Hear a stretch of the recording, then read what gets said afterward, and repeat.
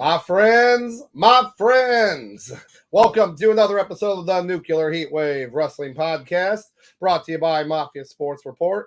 I, as always, am Dr. Love, and of course, right here, wait a minute. Oh, in real life, we got Sauce Bronson here. I am not imaginary friend. Shout out to our truth last night. Oh yeah, please, when Little Jimmy, they brought reference for Little Jimmy for the win. So let's talk. But of course, did we have anything this weekend? I don't know. There was the 3DS died. Oh yes, the online died for the 3DS and Wii U. And the Michigan Panthers lost. Oh, lifelong fan. As a lifelong Michigan Panthers fan, they got their first loss, but they won last week. And I think that was pretty much the only thing that happened this week. Oh, Tigers Open Today happened. Yep. So that was a big deal. So I think that was the only thing that happened. That was apparently. Nah, we're just kidding. Of course, they have WrestleMania 40. Yes, sir. There we go. The 2-night major event here. And of course, we're going to talk all about it. And the story is finished. And for now. So we think. At this point, I'm like, is WWE just adding DLC to the story? That is really the best. That's the best way to put it right there. I like it. I'm like, can we just please be done? I like it. So it does look like we do have another chat here. We've got CBM in the house. Yo. So you don't have the light on. Yes. So I don't think you had watched last week CBM, but unfortunately the light, the sun, basically for our room actually is out. So it died. So what if we there is an option to maybe open these blinds. Yeah, but they can see right in. My neighbor says directly right there. It's fine. We'll give them a show. I mean, if you want to try it, we can try. You can try to open up a little bit. But yeah, so it died, unfortunately. So we do look like in a dungeon for the time being. So we're gonna try to open this up here. That does look better. Okay. Oh, let there be light. All right. So we're gonna leave that until the sun goes down. If your neighbor stares over here, I just tell him like, "Come in here, you coward." Right there. Let's go. Whoa, look at that. So that's gonna look a little bit better for at least for the next hour. That's a noticeable difference. But thank you. And then we do have we got Derpy Entertainment. So thanks for joining us. I don't watch wrestling as much, but that was a pretty amazing event in WrestleMania 40. And this is why WWE is smart because of folks like Derpy Entertainment. I'm willing to bet you, Derpy probably watched it, man, because he knew The Rock was going to be there. Well, that's a good point. I didn't stay up for it, but I wish I did after seeing the highlights. And that's a good point, like what Sauce was saying, trying to bring in non-wrestling fans or ones that haven't watched for a while back into the product by integrating old nostalgia wrestlers with stuff like Logan Paul, stuff like the different superstars from different companies. It's pretty cool. It's pretty cool seeing that. So yeah, so we're gonna talk about it today. So Doc, yeah. Speaking of talking, what are we going to talk about? What are we going to talk about? Oh, I don't know. We don't need to talk about any champs or anything. We don't need to talk about that because No, okay, Tomato Fountain champion right here. This Sauce Bronson is the champ. Right behind us in the middle, right there in the middle there, the Tomato Fountain championship. It was close. It was a close race. And Derpy, okay, I'm done. Right here with Derpy, I was a fan of the Dead Man. Yes, again, the end of that was exactly like was WWE Avengers Endgame. That's what it felt like to me. It felt like a lot of reports are saying the same thing. Yeah, it felt like they threw everything possible at that main event at night 2, which we will talk about. I'll tell you, if that glass would have shattered. Oh yeah, if that would have shattered, and I think the only reason why he didn't do it is because he couldn't have ran down the ring. Oh, he just used the 4-wheel. Oh, there you go. Then yeah, they wasted it, man. Well, maybe he had something going on. He's going to be asked that question right now numerous times. And he probably had a good reason why. He might not have been in, I don't know what the reason is. I don't like it. He should have done there. Because it would have been perfect. You had his feud with Austin, his feud with Cena. And then, it works. Undertaker's he's always there. So he was like, hey, get out there. Okay. Someone joked and said it was the shortest Undertaker entrance ever, and I thought that was the funniest thing I've ever heard. Next to the one where he got caught on fire. That was probably. Oh my gosh. Those two probably the shortest. Oh, how funny. How funny. But we're here to talk to you guys about for WrestleMania. So we're going to start you off right away with night one opening match, and that was it was good to start with this match too. Rhea Ripley, the women's world champion, versus the challenger Becky Lynch. So I'll tell you right now, going into this match, I wasn't really a fan of Becky Lynch winning this opportunity. I didn't think because I've been wishy-washy about her back and forth. I was a fan of her a little bit when she was Becky Two Belts. I was a fan when she was the heel Becky. Not really not the man Becky, just kind of like the heel, the Becks, what a big time Becks, I think. Right. But it was like she won it, and then now you're facing Rhea, but Rhea just outshines you, at that point.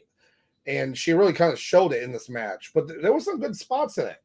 Except for that, they had to do a variation of that buckle bomb, didn't they? They did. Rhea did like her move, but on the turnbuckle, and then did it again. I was like, why? Well, here's the difference. No one got hurt. No one got hurt. No one got hurt right here. Oh, look here. We got time for UFO football. Let's go, baby. As a lifelong Michigan Panthers fan right here. Lifelong Michigan Panthers, baby. We're happy about this. So, hey, fellas, thumbs up. What's up? Thank you. Thank you. Today I give you the Scorpion Death Drop and award you 1 thumbs up. Hey, lifelong Michigan Panthers fan here, okay? I used to be a lifelong Tampa Bay Vipers fan. Yep.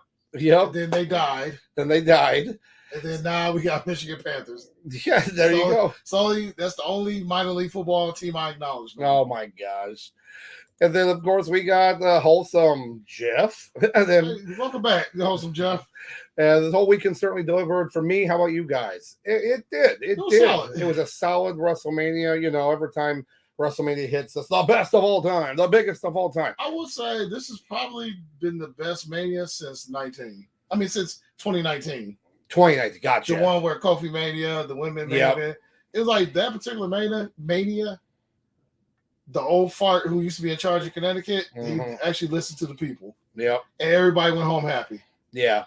So I got you. Yeah, absolutely. But as for this match here, I kind of think it just showed that Rhea just kind of is dominant, and it's going to be hard to find someone to beat her at this point. Yeah. I did think it was funny that Becky came out looking like either a can of Budweiser or a pack of Marlboros. If you looked at her outfit, I mean, I know it was based off of her book, apparently, but you couldn't unsee it though when you stared at it long enough. You're like, wait a minute, what is she dressed as? But I will give her this. Apparently, reports came out saying that Becky was sick, had strep throat, and had 102-degree temperature, fever. And mind you, they were wrestling outside in 50-degree weather. It was 50, 55 degrees. Now, of course, they're much hotter there in the ring. But yeah, so being that sick, I give her a lot of credit to push through that match. Oh yeah, most definitely. Let's see. It looks like we got Jeff. For me, the best since 30 and 33. So yeah, 30 was solid. Yep. I would say 30 had probably one of the best openers. Daniel Bryan, Triple H. Yes. Yep. Tore the house down. Oh yeah, that was great because it just reminded me of the old Owen Hart. The Bret Hart match, that was when they opened up WrestleMania. It was like you don't see that often. See, now with 2 nights, you can just split that up into 2 nights, but it's more impressive to have it on the same night to be able to wrestle to fight your way into the main event. So, and then of course we do have the former champion, D-Town guy in the house. So. But yeah, it's pretty cool. He's talking about 33, and I'm just going back to look through the card. Yeah, and then because I'm a Hardy fan at the time, really thought that was Taker's send-off. So did we. Wait, don't tell me that was the Taker versus Roman. Yeah. Oh. Yeah. So yeah, trust me, everybody thought that was it too, and it should have been. I mean, he left the boots in the ring. He left the jacket in the ring. It was a perfect send off. Actually, that was pretty solid Mania. Like even Triple H had his boots and stuff before, like the next day or whatever, right? Or picked them up. So it's like, come on, let him retire. Please let me retire. Yeah, because if you go back and look, shout out to Mr. Jeff, Bray Wyatt, Orton was solid. I don't care what nobody said about those cockroaches. Goldberg versus Lesnar. I think that was the first one. And I think Survivor Series might be their first. Yeah, that was actually like their last match they had that Brock Lesnar beat him for the title. He beat him because you remember that was the whole Goldberg had to get the Universal title from Kevin Owens. Yeah. I was not a fan of that, but it was a way to get the belt off of him so they could get the Lesnar. You know what else was solid about 33? Mm-hmm. Chris Jericho, Kevin Owens. Yes, and it was a great match. But they just something about it that should have been higher on the card, I think. I just remember it was like the second match or something, maybe third match of that night. Hey, there was a match that was on the pre-show that should have been on the main card. Oh, the Austin Aries Neville match? Yep. That match, Austin Aries Neville, was great on the pre-show. Oh, great. I was on the pre-show, then was not on the Blu-ray version of it, so they didn't get paid. They didn't get the WrestleMania pay for it. Well, I feel bad for Neville, but it worked out for when he turned the pot. Austin Aries, he can kick rocks. He is not much of a fun guy. Yeah. And then we have and Gronk was there, and I'm a Pats fan. So shout out to y'all. Y'all had 20 years of dominance. Good luck to you the next 20. Yeah, there you go. 33 was very front-loaded card, there you go. That's actually a good way to put it. And the Deep Down guy last year's was great as well, And yeah, I mean, see, it's hard for anybody to say something was terrible except for 27. 27 was terrible. I will flat out say I don't like it. But if I had to break it down, there was some okay ones. 26. Wait, you said 27 or 37? 27. 27. Miz, Cena. Oh yeah, that was actually the best match on their card was probably Orton versus Punk. Yep. Yeah. And but that tells you if that's just WrestleMania, then that tells you how. And then Jeff's also Ambrose and Corbin also on the pre-show. Yeah, and that's where then that was a big deal. Now you had a pre-show matches. Now they don't do that. Now we have 2 nights. You can put everything on the 2 nights. Like we're gonna talk about it with Lashley and Street Profits versus Karrion Kross in the Last Testament. If this was a 1-night show, do you think that'd be on the card? No, that was not. It wouldn't have been on the card. It would have been, 7-hour show. Well, so before we get, I know we've been getting really sidetracked. So WrestleMania 27 wasn't too bad. I mean, Edge versus Alberto Del Rio, they opened up the match. It was pretty solid. Yeah. Cody Rhodes versus Rey Mysterio. Big Show came. No one cared about that. Randy Orton, CM Punk, Michael Cole. And that trash match against Lawler. Yeah. And then the first Undertaker versus Triple H. Well, it's technically the second. I'm sorry, the second one. I'm sorry. That's okay. Yeah, for the most, this Mania was pretty mid at best, but Taker Hunter, as Detail Guy said, is great, and yes, that was a good match, but it's not as good as, in my opinion, their 17 match or that was the best match or their 28 match. 28 was good, but 17, yeah. I feel like that match. It seemed like that match went like 45 minutes. It was so long because they went through the entire crowd. Yes, he beat the living hell out of them. No, they left Austin. They went to Dallas. And then they went to San Antonio. Then they went to El Paso. Then they came back and finished the match. There you go. And Jeff's got a good idea. Maybe for upcoming for next year. I do got an idea about that. Talk about a whole show ranking the 40 Manias from best to worst. I like a tier list. Well, we can do both. Oh, I do like I like that. The tier list because they have that's a good idea, Jeff. So I like that. And Jordan, we got Jordan Kirby in the house. What's happening, Captain? Who is still woeing today?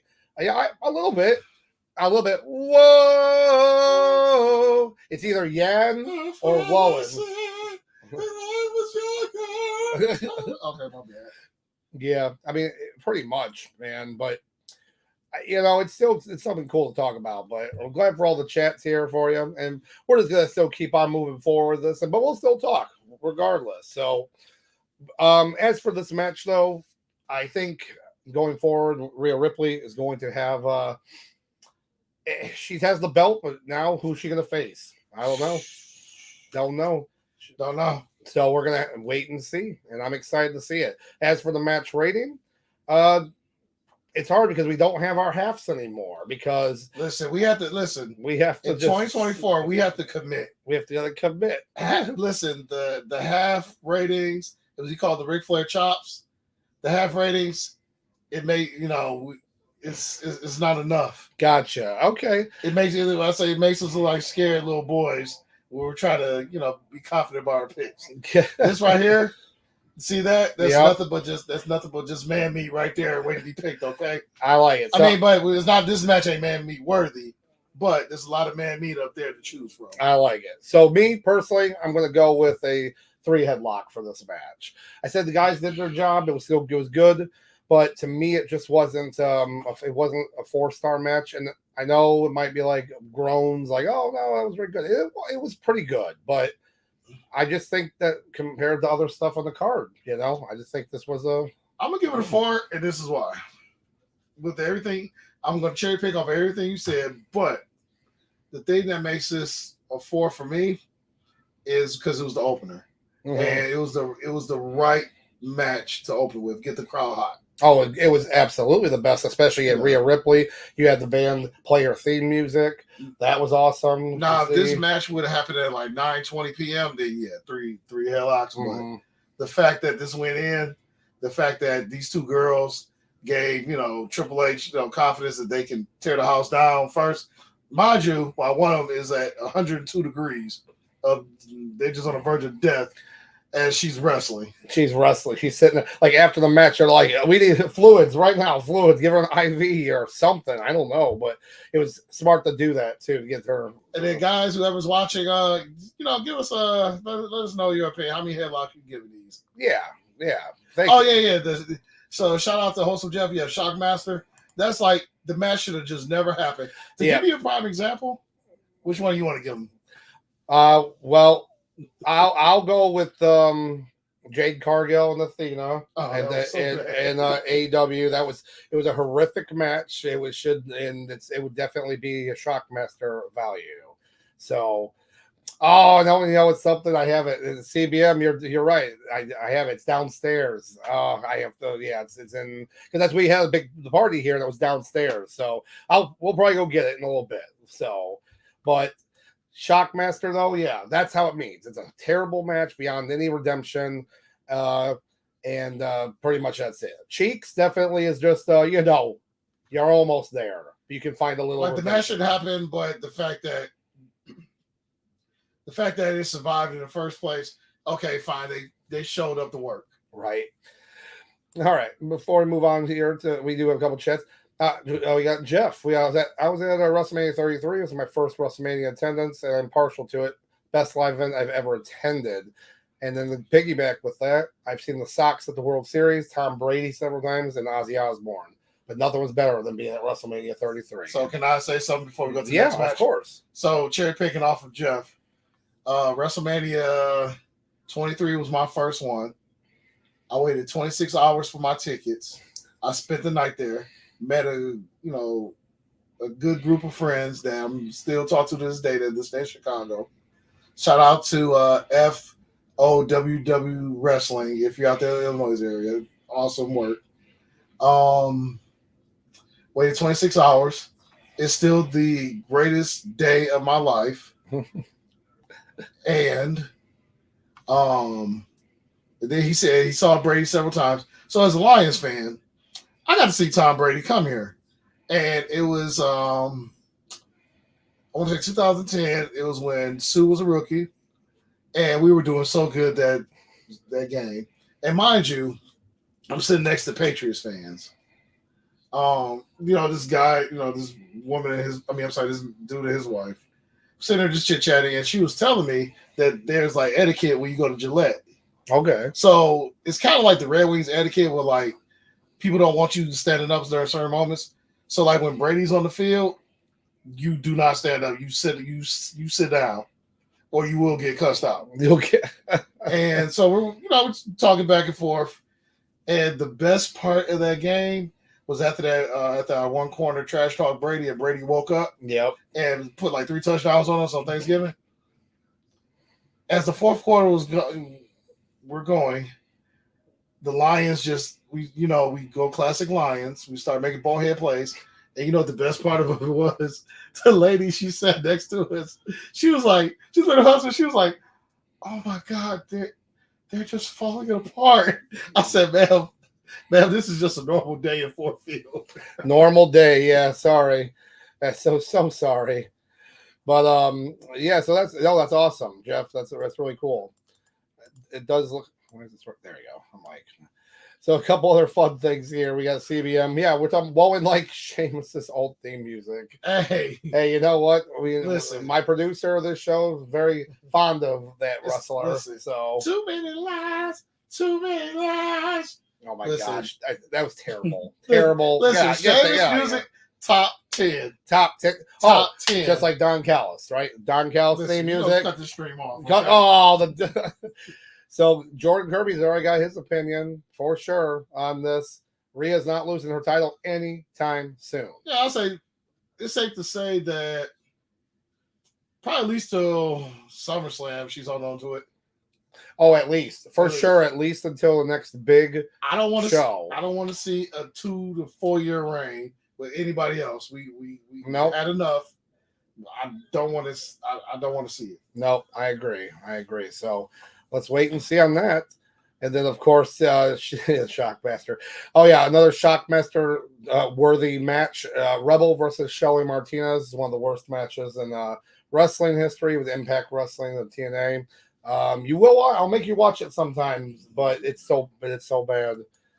And then we got Jeff here, 23, also in Orlando. 23 was actually in Detroit.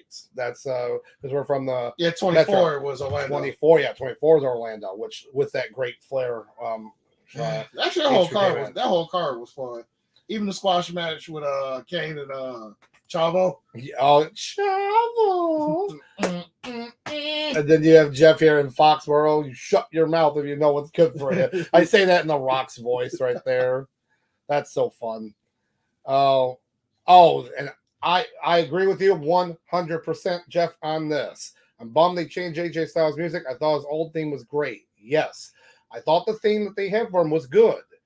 But he already had a perfect theme music because it could be heel, it could be face. It was, it had a great beat to it. So I was bummed too. I was very, very bummed about it. Mm-hmm. Parts I heard, I kind of dug, but I got to listen to a little bit more, and hopefully it's on Apple Music. Hopefully. Oh, it should be. Yeah. Well, Bobby Lashley's still not on there. They took it off, and you just can't listen to it. Man, they're really just trying to bury him, man. This has been like 6 months now. I understand them getting rid of Sasha Banks' music. I get it, but yeah, for sure. Make it make sense. Oh my gosh. So we're gonna move on to the next match here, just at least the one I have in my paper here. The one that surprised me, but there's not much else to it, I guess, but that surprised me a little bit was you had Santos Escobar and Dominic Mysterio versus Rey Mysterio, and it was supposed to be Dragon Lee, but Andrade took his spot in the match, which was great. It was great because the crowd actually was hot for him. I'm really hoping they keep pushing Andrade because he does deserve it. He really does deserve it. But this match was just like, we just talked about it earlier. I think, in my opinion, this is a pre-show match. It really was. There was not. Yeah, I didn't really care nothing about the match. So at the end of the match, like pretty much everyone except for a couple people in our game that we do voting went for Santos and Dominic because it made more sense storyline wise. Ray already fought Dominic last year and Ray won. There you go. So Dominic needed to win more, but no, you had to have the Eagles players show up. They're like, Eagles are showing up. Jason Kelsey shows up with what's his name? It was Lane. What's his last? Jason Lane or something. Whoever the other guy was. they show up and it The was Kelsey and the not Kelsey was there. and Jason, it was all Jason Kelsey. Like, I want to go. Let me in there. Like, hold on, calm down. Put your shirt back on. Don't pull a Nick. You're copying off a Nick there about popping your shirt off. I'm just saying.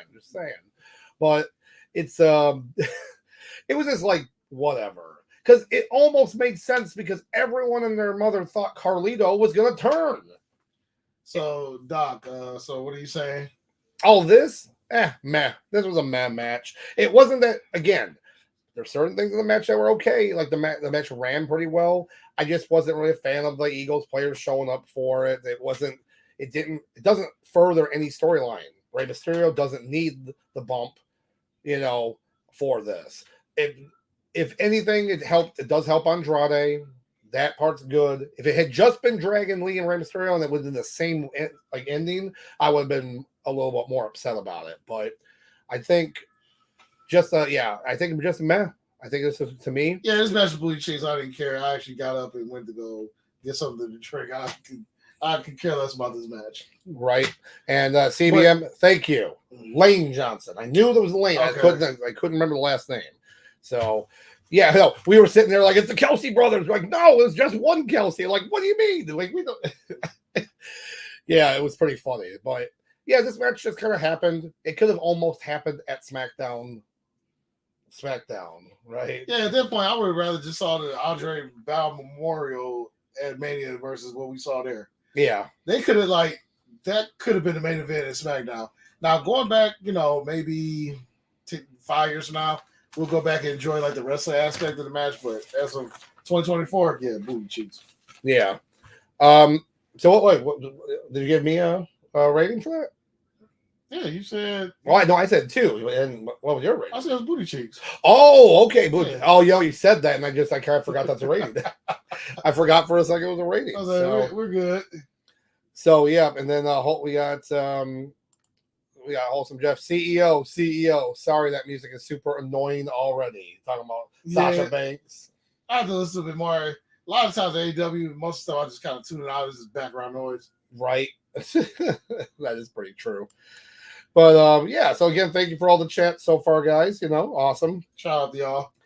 So the next match on here is this is the brother versus brother, match. We have 10 years passed. We have a brother versus brother match. Another 10 years, brother versus 15 brother. years. 15 years. Sorry, my bad. 15 years. And now you have another brother versus brother match. And I will say right now, this annoys me. There were certain people, not on here, but when I research and stuff on the wonderful internet wrestling community, which can be fun, can be good, but also can be toxic. It's never fun. It's never fun. Let me tell you something. All these guys, all they do, they just bitch and complain in their parents' basement, in their mom's basement. Yeah, and armchair booker. Come on. It annoys me for one thing. I actually read stories that said that this Jay versus Jimmy storyline just came out of nowhere and had no build up. I'm sorry, what planet are they on? Because this literally had so much build up for the package they played was such a great package because they're twins, and they talked about and then when they turned on them, and then all the matches they had back and forth, and then some bloodline, and then with Sammy, and then working. No, I'm sorry, this had everything for it. Now, I will say what it did not have, and it should have, and is a stipulation. This should have been the Philadelphia Street Fight. There was a Philadelphia Street Fight, but that was for Bobby Lashley's match. It made sense when we found out later. Spoiler alert, I didn't care about that match either. No, that match definitely is, it was an overbooked type match for sure. But so I will say this match though, it was good for the storyline alone. The storyline alone, was the wrestling great? No, both of these guys have wrestled better matches. But together with the built storyline for it, easily to me, 4 headlocks. Because of that built-in storyline of brother versus brother. I honestly thought Jimmy was going to win. We were split down the middle. Split down the middle on this one. So the armchair booker in me wanted to pick Jimmy, but for some reason I was like, Jay's about to get the W. Maybe because Roman had to win that night, so maybe that this back and forth. But as far as the match itself, I enjoyed it. You would have thought it was a Young Bucks match. So many super kicks. So many. And we do a drinking contest, and one of them is just for super kicks. We were already drunk at that point. If you do this, if you do it based off of super kicks. But with these guys, once again, no half ratings. We got to commit. Yep. What did you give it?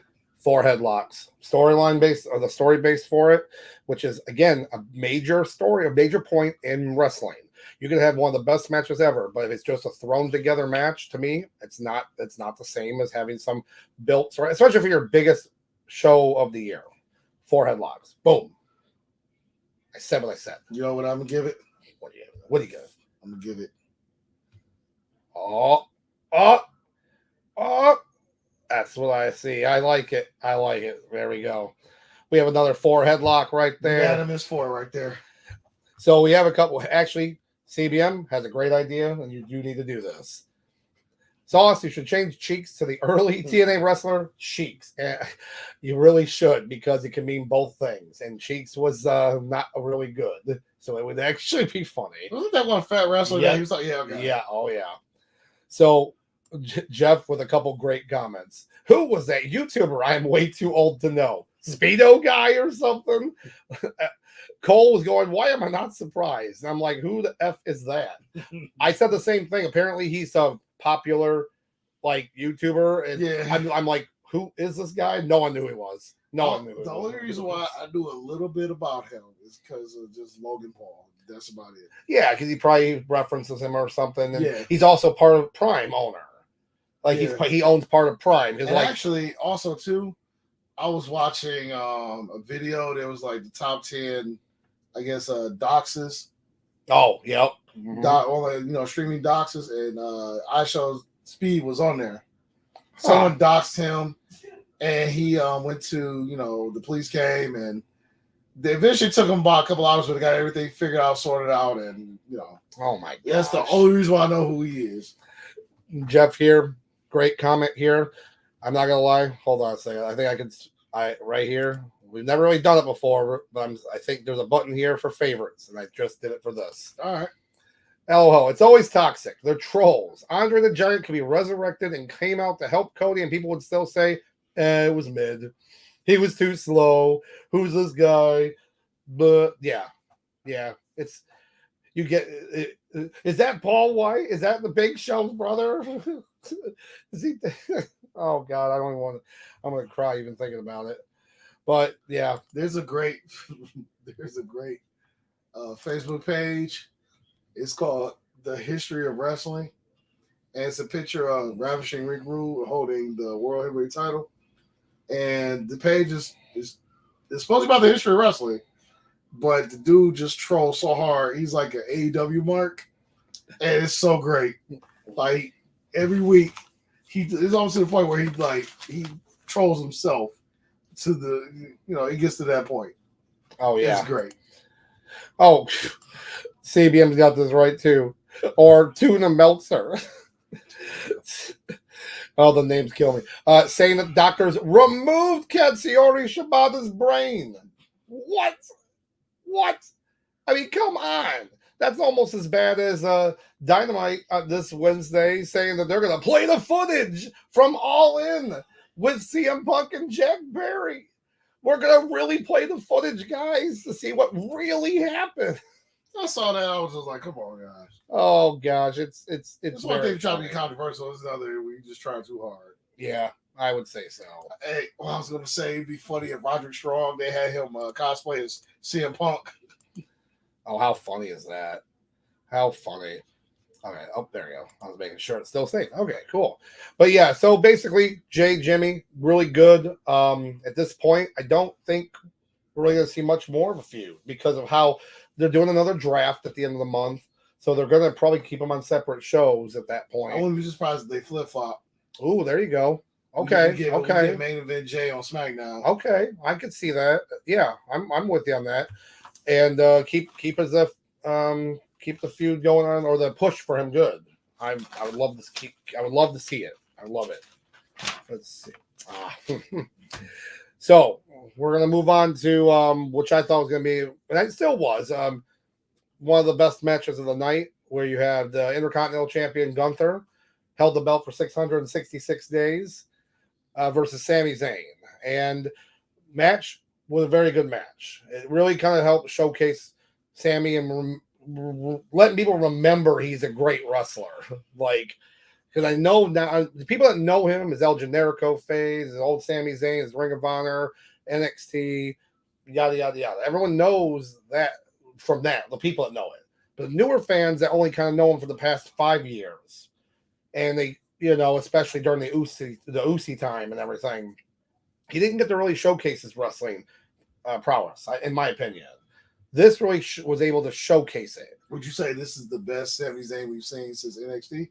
I think so. Yeah, I would say so for sure. I think it was, it was a really good match. I thought he pulled out some moves. He pulled out some moves that, again, reading some comments somewhere, when he pulled out that off the top rope brainbuster, people were like, "Oh, he botched it." I'm like, no, he's used that move in Ring of Honor. That's literally like a move that El Generico, Sami Zayn, has used before. It's a safe, sweet move, and yeah, he hasn't done that move in years. So it tells you where he wanted to bring back stuff for his move repertoire. So I think, I would say right now that was the best wrestling. Now, to me, it was a little surprised. I could have seen that match go either way.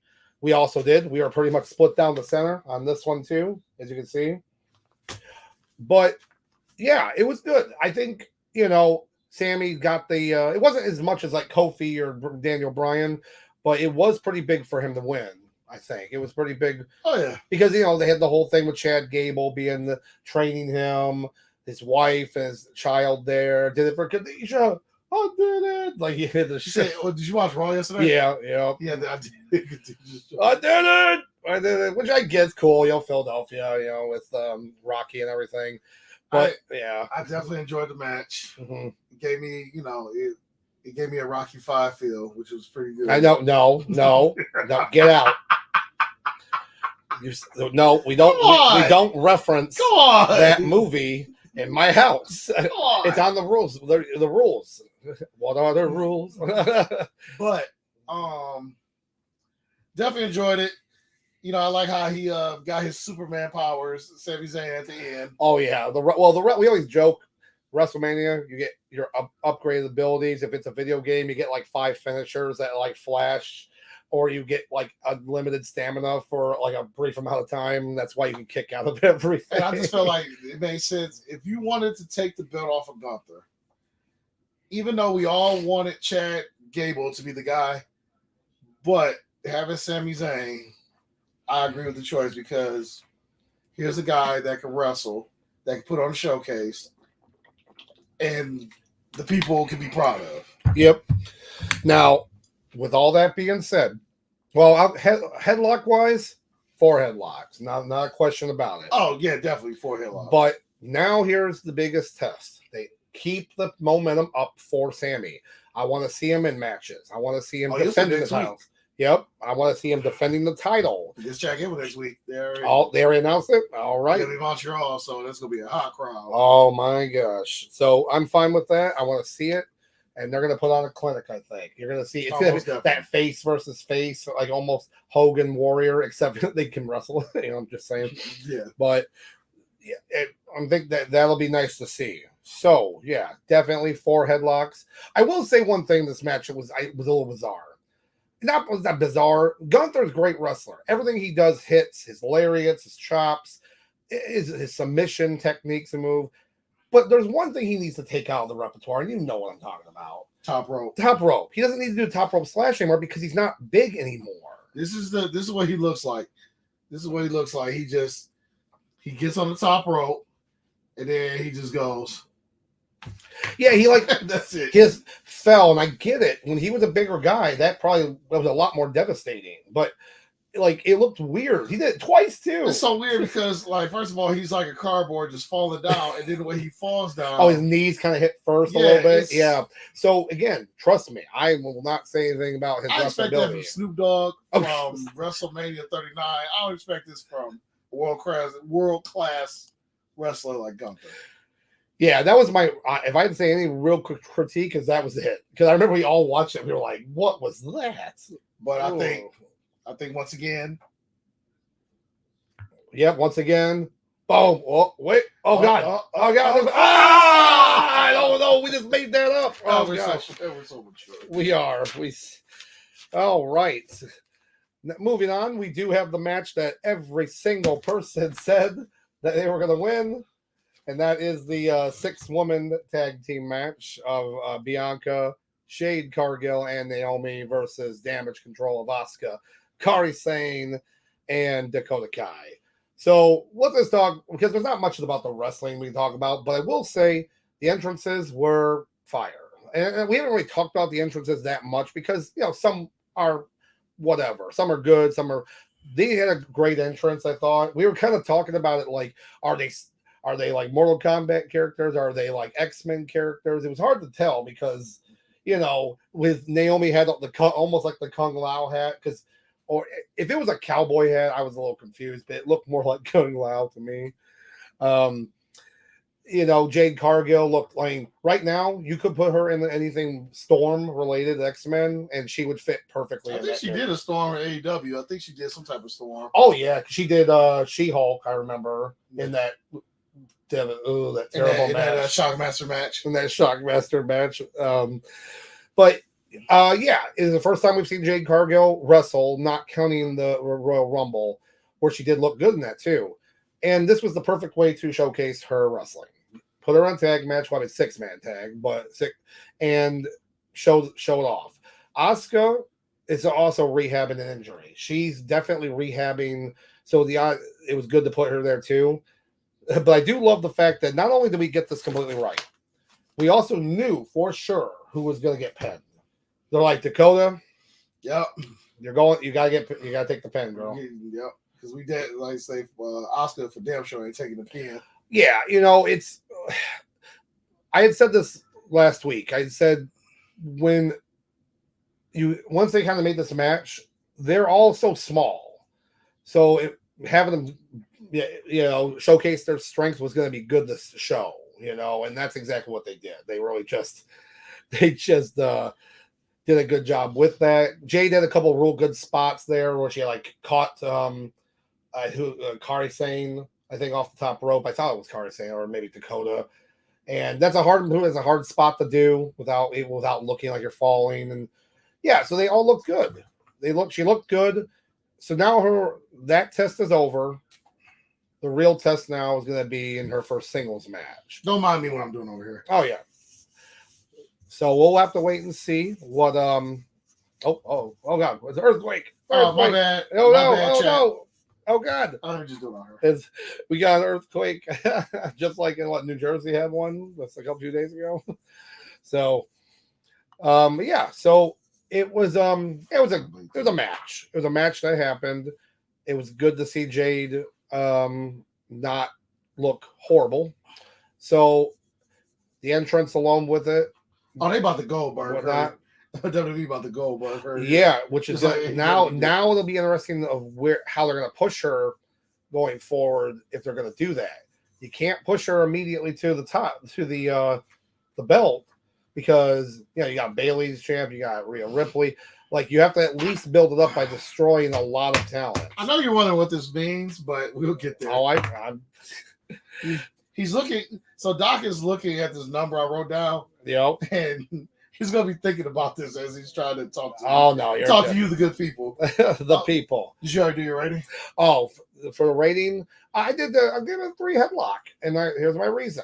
The match it did its job. The entrances were great.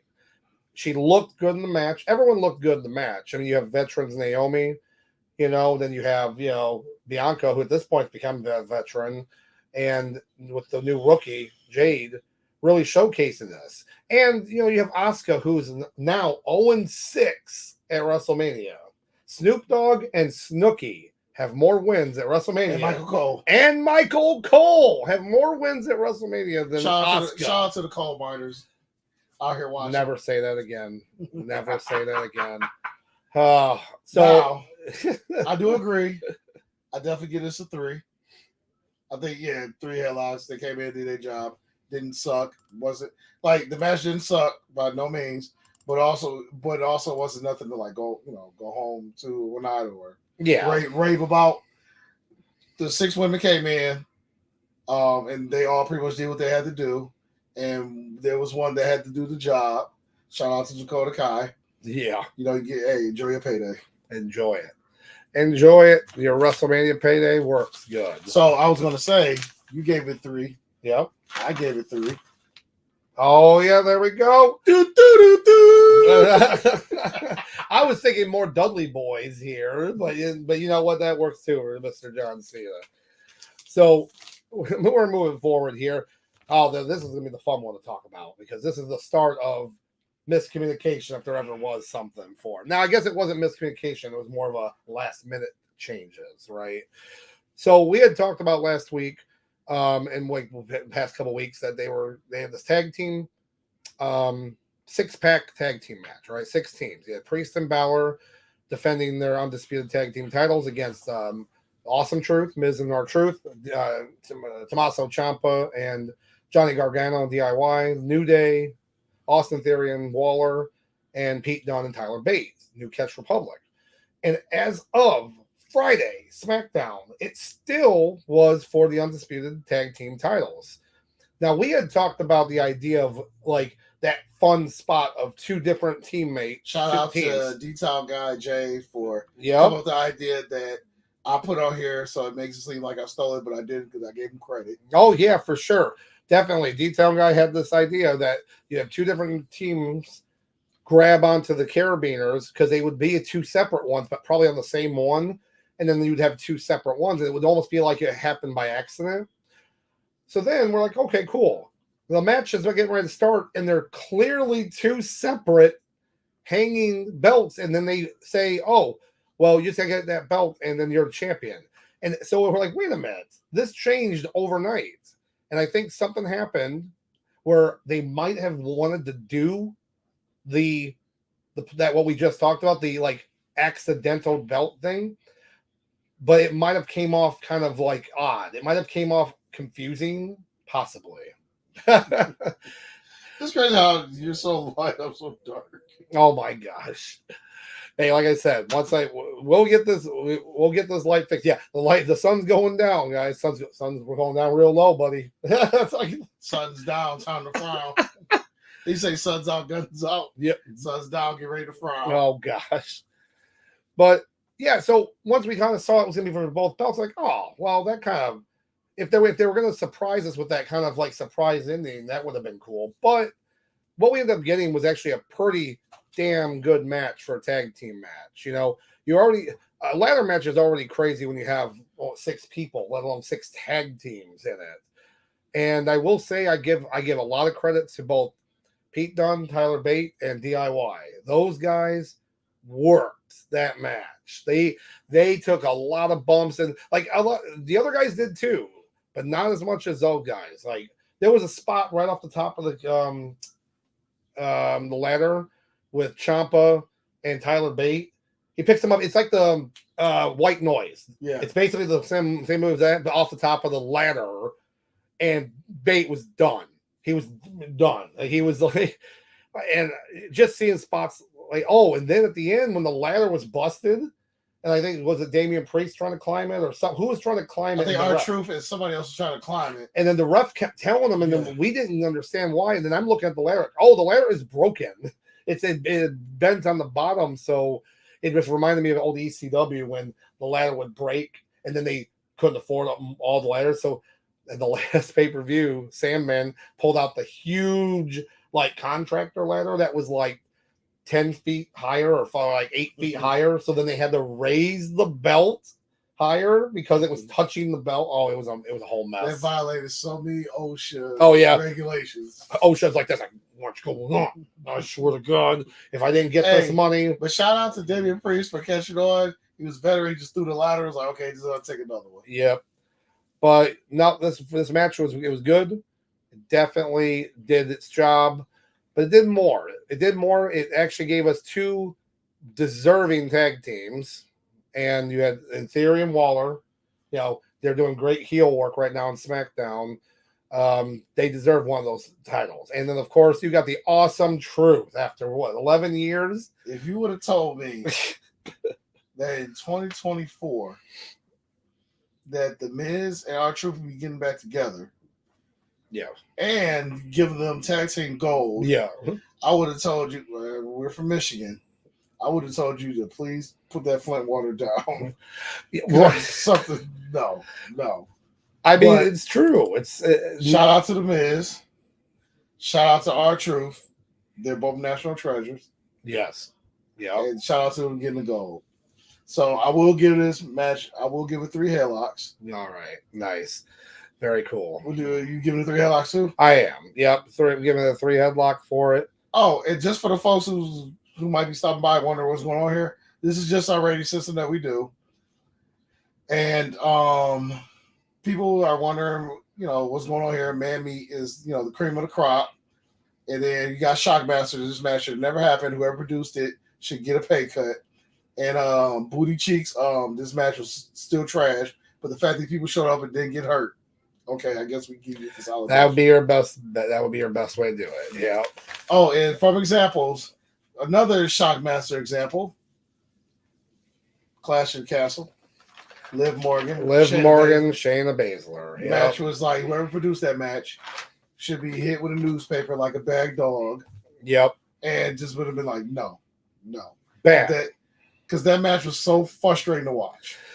Yeah, and that's another thing too. When you look at how we rate certain things, you can have a good wrestler be in a bad match or a badly booked match, overbooked or just badly booked. You don't have someone like Liv Morgan go and beat an MMA type fighter like Shayna Baszler. Clean. Oh, and by the way, I know we're jumping a little bit on Raw yesterday. They've now started the Liv Morgan revenge tour. By the way, she smoked her in the face with that chair. Yeah, that's what. So yesterday I was sitting there. I got Monday Night Raw on the computer screen, and I'm like working on my Xbox, and I hear someone go boom, and I look up, and Rhea's on the floor. I'm like, yep, yeah, it was crazy. Like I saw it, and then what's crazy is when they show the replay, they cut that out because they hit her on the head. But ladies and gentlemen, through the power of DVR, which is not on this computer right now, but that could be like a GIF on its own, just like the chair hitting her out of nowhere. That I need to actually see if that can be. We can pull that because it's like I'm not going to delete it now because it's so good. Oh man! But moving on, we're going to do the cap off night 1 here, and basically we already know what this match is. You have Rock and Roman Reigns versus Cody Rhodes and Seth Rollins. I will say right off the bat, I am disappointed in Seth Rollins. He did not wear a variation of the Rocky Maivaia's original outfit, and it would have been the best troll ever. It would have been the best troll ever to wear a variation of that outfit. But either he asked him and he said no, or it just never crossed his mind, which is, again, I'm hoping it's the latter. I hope so. I hope Rock would have not been like, no, I really don't want you to do that. Please don't do it. No, I feel like he wouldn't have. It might not have just crossed his mind, but God, it would have been such a good troll. It would have just worked so perfectly for the character and the storyline. But alas, it is it. So for the kids at home who don't know what we're talking about, yes. As soon as we got a lot going on here. What is all this here? Don't mind me, people. I'm just. Oh, it's the wonders of the internet. But so for the kids at home who have no idea what we're talking about, yeah, that right there.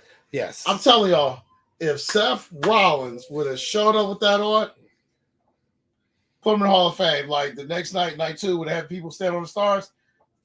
Just have him stand on that star next to Paul Heyman. Oh yeah, it would have been perfect. It would have been a great way to psych him out. You know, he could have just given a look like, you know, like a disgusted look at his face. And he's still flailing. It'd be funny. He's out there just like flailing his arms and the drapes. The drape, yeah, the drapes. He flips it like the drapes are just, you know, the curtains on the outfit are just flapping. Oh, how funny would that be? Okay, oh gosh, here we go. CBM. Seth Rollins, the blue chipper. I know everyone's the blue chipper, isn't it? When they don't know what to call them. Oh wait, the blue chipper or the blueprint? Because I thought that's Matt Morgan. You know, Jesus. Oh God, I'm gonna cry. Oh boy, I always like it. CBM for the win there. But you know, so you have this match: Roman Reigns versus Cody and Seth. And I know it's like the Rock's match. We should have a lot to talk about for it, but there really isn't. I mean, first and foremost, this match is a tag match. It was not a no DQ match, but apparently, because you know Rock's the boss now, and they're being the final boss.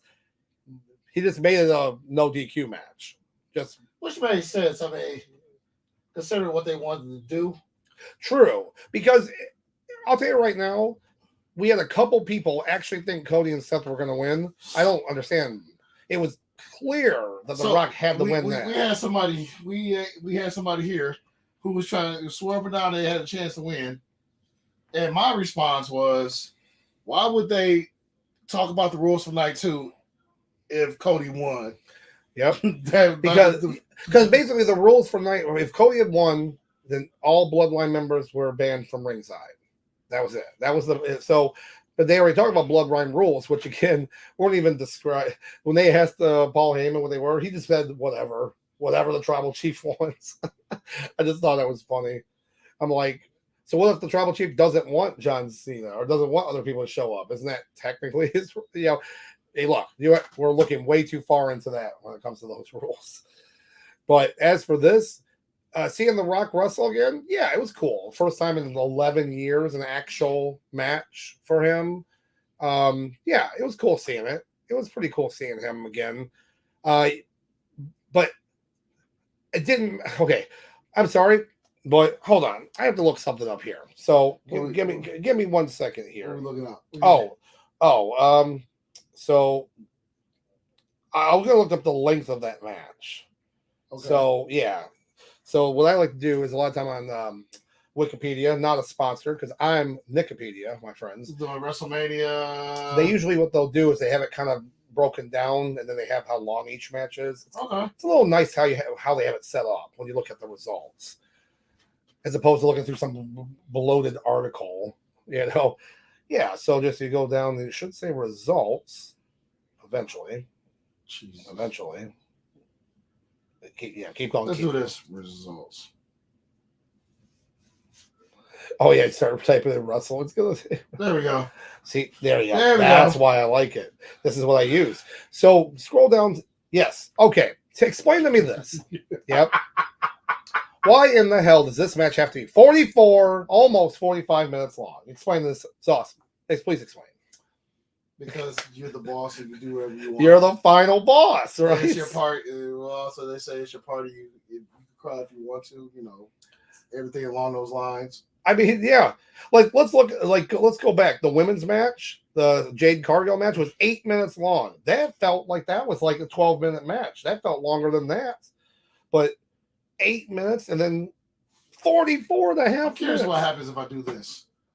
Would it get it? No, it's good. No. Oh, there you go. Okay, so yeah, we just can't shake this too much or look like an earthquake. Or the podcast will just fall apart. We're just like shaking. What's up? But as far as the Rhea got 17 minutes, the ladder match got 20 more seconds than the women's match. Back to back 11. Wow, that's crazy if that's actually true. 2 11-minute matches. Yeah, in a row. Wow. And then Sami Zayn and Gunther got 15. I would have given them. I would have taken a couple minutes off of Rios and gave it to Gunther and Sami Zayn. No. I would have took 5 minutes off of Roman and them and just gave it to Sami. Well, like seriously, like 44 and a half minutes. So to give y'all some context, the episode of Seinfeld is 22 minutes. This Bloodline match was the same length as 2 episodes of Seinfeld. Yeah. So again, there's not much else to talk about with it. Yeah, everyone got their spots in. Every single person did, and exactly like what needed to happen happened. The Rock got beat. Well, Cody got the pin with the people's elbow too. So it reminded me of like WrestleMania 18, how he beat Hogan right with the people's elbow, which still that bothered. I don't know, that annoys me to this day. But yeah. Again, as for a rating, I don't know what to give this because it's like the length of the match makes me go. It goes down. It's like it's definitely a negative thing. I'm just giving it a solid 3, and here's why. That makes sense. Yes, the match was like at least 15 minutes longer than it needed to be, but these guys made it entertaining, and I think part of there might be a bit biased, even though I've been crapping on Dwayne since 2010. But the fact that he was there, he actually did a pretty decent job. Like, I thought this man was going to be gassed and like just useless after 3 minutes. Oh yeah. But he held on through, and it was smart because in the tag match you got a chance to rest and go back and forth. So it made sense for him. Yep. As far as like, listen, guys, everybody knew that Rock and Roman were going to win. There's no way you bring it back Dwayne and they losing that match when obviously there's stipulations for the next evening to up the ante. Yep. So we already knew the outcome of this. I was somewhat entertained. I enjoyed it a bit. Wasn't really nothing to write home about. Mm-hmm. But it happened. I was fairly entertained for a decent amount of time. 3 headlocks. I have to agree. 3 headlocks. They did their job. I just didn't need to be that long. They could have easily given more time to other matches on this card. And, that's pretty much it. But, of course, the final boss gets the final say, I would say. Bam! Okay, we got the bell back. The bell's back, baby. Bring that bell a little closer to you. Back. Just put that bell right there. That bell's right here. There you go. Okay. There you go, bud. So now we got the bell. All right. So, again, moving on, we do have night 2 of WrestleMania. And just to get it out of the way, we're going to talk about this match. Again, we briefly talked about it earlier. The overbooked Bobby Lashley and Street Profits. Booty Cheeks. Versus Karrion Kross and the Authors of Pain. Booty Cheeks. So, I would say this. If you want to, I would do the rating now. Then we spend the next 2 minutes waiting. That's everybody's time talking about this match. Perfectly fine. I'm gonna give it a 2 headlock from Meh. Oh, yeah. You have a lot of faith in humanity. I admire that. I do. So I'll explain my my reasoning. One, I do like Karrion Kross's group. I think it works. I want to see them succeed. Yeah, I like the group name. I like the Authors of Pain being with them. I like Scarlett's great. She's so it works, but it's just they got to kind of break through this kind of like weird mid-card kind of like spot they're in. They have to kind of break through, and that's what I'm hoping happens. Now, again, we talked about this before. If this wasn't a 2-night event, this is not even on the card. No, this is a pre-show match. Pre-show SmackDown. For sure. And I got more hope and optimism for these guys than I did Judgment Day. Yeah. For sure. For sure. They just started growing on me like 5 months ago. Yeah. It took a while for this guy to even like, oh yeah, he was like. Now when they come out, I'm like, okay, all right, guys, this is what you got to talk about. Versus me just putting them on mute. Right. Oh my gosh. But I really want this to work. Yeah. So let's talk a little bit too about certain things that were announced that were not announced before the match. This was announced that it was a Philadelphia street fight. It, however, was not announced that for no reason at all, Bubba Ray Dudley was a special guest referee. Now I get it. We're in Philadelphia. We're talking about ECW country. And he was there because he was there for Paul Heyman for the Hall of Fame ceremony. It's almost like they asked him the last minute to do it. Probably the night before, like at the Hall of Fame ceremony. Because they felt either they felt that this match most likely didn't have enough buzz for it, so let's throw in Bubba Ray Dudley, and we're gonna bring back the nostalgia of the Dudley Boys. And hey, guess what? We know some Dudley Boys here. That's us. We love us some Dudley Boys. But unless you're bringing back Devon, what the like? I like Bubba Ray, but bring them both back or something. I honestly made a joke saying that Devon was going to come down as Reverend Devon to try to even up the match, and that would have been the biggest like troll ever too. Yes, but so like it's a Philadelphia street fight, so hardcore match, and of course, what do you think they're bringing out? Tables. So tables are brought out. The crowd really got into it when they were cheering for like Bobby Lashley is a face now, like or he has been with the Street Profits, which I don't know what this group is doing. Yeah, they're like back and forth. Not there's like 3 big shows. They are. They're just like 3. So once I kind of saw the writing on the wall there, I knew, oh well, Authors of Pain, Karrion Kross are taking this L for sure because they weren't going to have Bobby Lashley lose. When it oh my gosh. So they do all the spots. They do the what's up, and then no Dudley Death Drop though, but they did do like the Montez for the massive frog splash that looked good. Yeah, the Usos. They pretty much they got the Deathly Death Drop. Oh yeah, good. Well, I just assumed because Bubba Ray was there. But yeah, I just assumed because Bubba Ray was there. Actually, I ain't gonna lie, Doc. I'll be more excited if the Street Profits used it. There you versus go. The Usos. Yeah. Especially with as far as Montez Ford and do you know what move Angelo Dawkins. I would like it makes more sense like having Angelo Dawkins set the spot up and Montez Ford use all his charisma to, bring down whoever. Yeah. That the 3D makes more sense for the Street Profits to use, versus the Usos. I will say though, I'm not gonna lie, I'm not trying to sit here and like just jock off another team, but it would be cool if they use the like what's FTR uses with their finishing move. Okay, I think that would be cool if the Street Profits use some variation of that move because it's basically the same thing except where it goes into like a code breaker type move. If I remember correctly. Okay. I don't know. Just like it was like a code breaker death drop. Yes, and I think that'd be kind of cool. Something different for them. That's not exactly the same as the 1D. But yeah, I did think it was weird when they first did the 1D. I was like, all right, sounds cool. It's weird to kind of out of nowhere. It's weird nowadays where you have I call it legacy moves. Yeah, and you have like new people use them. It's just like. I did like though that they went and asked them too. They asked about the Dudley Boys. But some of these people, it works. Like Kevin Owens and Stunner, I'm not mad at it.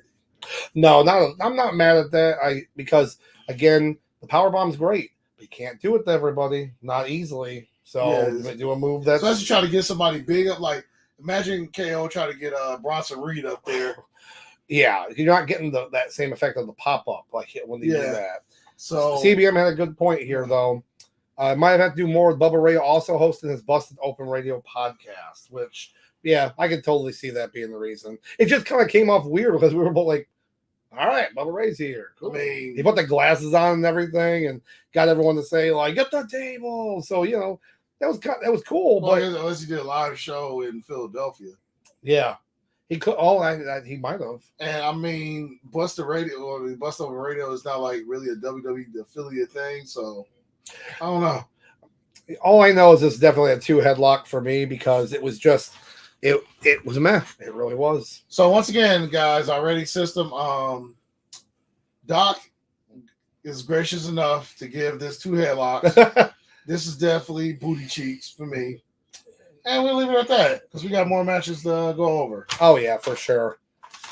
So we're gonna talk about Mr. L.A. Knight. Yeah. Yes. Versus the face that runs the place, the phenomenal one, AJ Styles. I guess I got kids. And I know that's Heath Slater, but it's actually it's more funny when you think about his TNA some of the bad storylines for him in there. But I like. We talked about this for the past few months. LA Knight needed a win at WrestleMania. He preferably were hoping it was for a secondary title, but the win he got here was a good win. It's a good storyline. It kind of came out of nowhere. Elimination Chamber set up the return of AJ Styles to go after LA Knight, set him up as the heel. But they did a good job with the storyline. You know, they had him attacking him, stalking him, going after him, getting arrested storyline. Man, bring that back from a few years ago. You know, like the quality of these promos and stories are different now. They're going with kind of a hybrid style of stuff you might have seen in the Attitude Era or Ruthless Aggression, but still not pushing that too far. They're not Jerry Springer in it. Correct. Like, so, because the only one that gets away with that is The Rock. And of course, because you know why? Because he's the final boss. But he is the Attitude Era, so yeah, so he's allowed to, if you say it like. And I don't mind this now, like a few vignettes here and there. Mm-hmm. You know, it's something that we've missed since they've gone PG. And with these vignettes, I like it when they peel back layers for my wrestlers. Yep. You know, more character. Because don't get me wrong, what you do in the ring is cool. What you do in the ring is a huge part of it. But character development is a very, very, very important part of pro wrestling. Oh, for sure. From the indies and down at the high school gym to WWE. Character development. Like, as far as to grow, to sympathize. That's why, and I know this is beating a dead horse, but that's one of the biggest reasons why the Attitude Era was done so well. Well, not because of, for me, it wasn't because of Rock, because of Austin, because they were great, but everybody on the card, there was character development about something like, you had a reason to watch Boss Man versus Al Snow. Yeah. You had a reason to watch Mick Foley, versus Al Snow, and when he found out that it was Al Snow who threw the book in the trash, not The Rock, when it was a Rock and Sock connection. Yeah. You had like reasons to watch, may rest in peace, Crash Holly, because, as far as him, being a super heavyweight, even though this dude weighed like 80 pounds, but, as far as with the scale, he went from basically looking, being Hardcore Holly's little brother to being his own guy, just character development. Well, yeah, and then also making that hardcore division that people actually cared about it. Yeah. That was so fun to watch that back then. That's why, watching the 24/7 bout was so infuriating, because everything was done with a roll up, and then you're not actually fighting for it. Yeah. Hardcore title, no, you're getting beat up. You're getting run over with a damn golf cart that almost took down the whole thing at WrestleMania. That was, oh my god. It's but character development is character development, the wrestling is important, but character development to me is 80% of it. Because anybody can go, with the proper training, anybody can go in there, and do some suplexes, put on like 12 minutes. But it's another thing when you have a reason why you want to watch this person for 12 minutes. Yeah. So that's so funny right here. So yeah, CBM's actually got this right for sure. Scott Taylor would have never been over without Russo giving him the Too Cool gimmick. Just watch out for Unfiltered Russo, like Judy Bagwell on a forklift match. So it's like, trust me. Listen, when it comes to Russo, a broken clock is right twice a day. So there's that. Yeah. And the Too Cool gimmick, it's got Scott Taylor. How much he's worked it way before that, too. Yeah. And they worked well as that heel gimmick before they were too much, and with Brian Christopher. But the Too Cool thing didn't get off right away, too. Like, once Rikishi got there. Yeah, it was like they kind of were like talking, and then the Rikishi thing just worked. It was so weird. They were still calling Rikishi fat, too. Then the PH, they changed it because, he was too fat. Yeah, I thought that was so funny. But as for this match, LA Knight went out there. These guys had a really good match. AJ can put over anybody. I say this. I've said it for years. That man can put over a broomstick. So LA Knight looked good in the match. There was a couple good spots there. LA Knight does a good spot where he'll jump up, get the guy on the top rope, and he did that over the head suplex. Right. Perfectly executed. And there was no like respite. Oh, whenever you get a chance, Sauce, if you can bring up the thing for night 2 on that, so we can just so we get to the time. It should be down there. It's right next to it. Oh, there it is. So I'm just curious on So just as just to bring everybody up to speed, we got the Pride versus the Final Testament. They gave him 8.5 minutes. And that seemed even longer than that, man. And now the match we're talking about, which is LA Knight versus Styles, give him 12 minutes. 12 minutes, yeah. I always feel like 12 minutes is a sweet spot as far as for any match on the card. It's not the main event. Yeah, I agree with that. So it was and it was a good match. You know, LA Knight got what he needed done. Now I believe this should definitely be a continued feud. I think this should continue on. You should have AJ fight him, maybe have a stipulation in the next match, and then you have a rubber match. But after that, they got to get put into a world title scenario, or it doesn't even have a U.S. title scenario, because both of those guys could wear that strap right now, and we'll talk about the U.S. title in just a minute, actually. But both of these guys. I better see that U.S. title on one of these guys by Survivor Series. I'll make that. By Survivor Series, either one of these guys should have that U.S. title. Mainly the guy that says yeah. I think America would prefer him. Yeah, Styles doesn't really need it, but he can always up the prestige on it. There you go. That is a great point.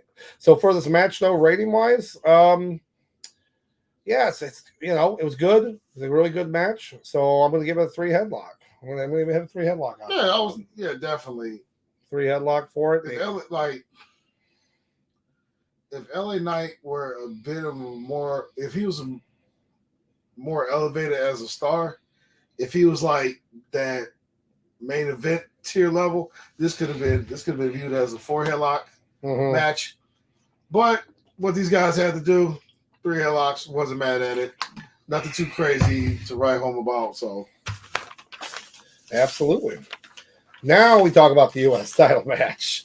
So you have the influencer, the Maverick, everyone's favorite, Paul. He should use that. Gosh, actually, Pat Pendy, he should use that in the promo. Everyone's favorite, Paul. So then you have like Paul Heyman, you got Triple H. They're like, what? Logan, Paul. Oh, it writes itself. So you have a triple threat match for the United States title. You have Kevin Owens, Logan Paul, Randy Orton. Again, this kind of got made because they already had the Kevin Owens Logan Paul feud since late last year, early this year with the Royal Rumble. And I love Kevin Owens, and I thought for sure since Sami Zayn had won Intercontinental title that Kevin Owens would have won the U.S. title, kind of gave the brothers with their secondary belts. Right. Now Logan Paul actually came out victorious, which is so as he should. And it does work. I'm not mad about it storyline wise. It works because honestly, if Randy Orton had won, I would have been more mad. Everybody would have been upset. Like, why does he need this man? He don't need. Yeah, you're talking about a guy who one more world title. He ties like he'll be one under John Cena. I think of world title. So he doesn't need a U.S. title. Give him a world title. He doesn't even want that though. Not to mind, he maybe like what John Cena did. Maybe right there is the only aspect. But there's too many other people that can be put into that. That's neither here nor there. This match, though, it was a pretty good match. A little back and forth here, triple threat match rules, no DQ, of course. So, of course, that was a big thing we were talking about. Oh, brass knucks, that's a finisher. It's not a finisher. Sorry. It's an illegal move. So it's not a finisher. So I was telling some of the guys the other night, I was like, a weapon cannot be a finisher. Right? It's like moves similar like the Tarantula by Yoshihiro Tajiri. It's a legal move because he's tied up in the ropes. Because after the 5th count, yes, the match becomes null and void. So when I say a lot of people argue, Usually it's one person that argues, but One of our buddies. Yeah, he's a good guy though. But you can say it's a signature move, use a weapon, but you can't say it's a finisher. Correct.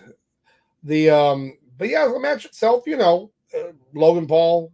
Logan Paul did good. There was that one weird spot. Remember the one we saw where he did the Logan lariat. Yeah, he did the Logan lariat and he stopped because something. He did an RKO, I think. Was it him doing the RKO? Well, yeah, he stopped and Orton ended up slamming him. He did a snap suplex. That's what it was. So, but for some weird reason, Logan, he did the flip. It was just weird. It was like a split second. He stopped and Orton. Yeah, he just grabbed him and like slammed him. Orton being a veteran, he just kicked in. And he was like, all right, there you go. What should have happened was once he ran, he should have kept moving forward. Yeah, so he didn't go into that patent snap. Maybe he felt once he snapped through, he was too close, so he couldn't use no more momentum. So that's what I'm guessing. That's what we're just trying. That's what we're thinking. Other than that, though, I mean, everything kind of went off without a hitch. From what I saw, it was a pretty standard triple threat rules match. And like I said, I wanted Kevin Owens to win, but I'm biased. I really like him. Logan Paul now being the winner here. Like I said in the aforementioned match with like LA Knight and AJ Styles, you have a lot of competition now, especially with this draft coming up. Any of these guys can move to Raw. Hell, they can move. You could switch the champions over. Raw, like especially if this Netflix deal's going through, Logan Paul might move to Raw because of the Netflix deal. Because the Fox deal made sense for him then, but not if they're not longer on Fox. But then Netflix, Raw's gonna need some star power. So I could totally see them switching your mid-card belts, and you know what I'm saying, Intercontinental goes to SmackDown. And the only thing is lock and change between the last week August and January 1st. That's true. I meant to say last week of April. Oh yeah, you're talking. Oh yeah, the draft. Yep. Yeah, between last week of April and the first week of January 2025. Yeah. So we're looking at what? No 7 months. Yeah. Things can change by then. I have a before we can move on to the rating of this. I actually have a theory. Okay. An Austin theory. Bam! Let's go! Come on, I had to at least do it once. But what if they draft Damian Priest to SmackDown?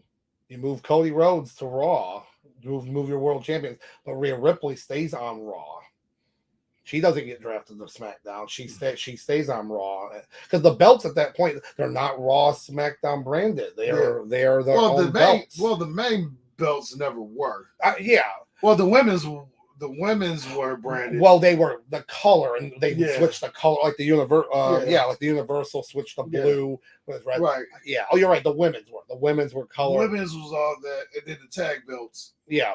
So I'm hoping that would be interesting to see, because you got to remember since 2005, the belt, the WWE and the big gold, they back and forth. They swapped back and forth quite a bit between shows. So when Batista got drafted over and they were going to introduce a new world title, and then they weren't really. They were just Batista moved over. I was so mad that day too, because as a belt guy, I was like, oh, a new belt, and they're like, oh, this is bull crap.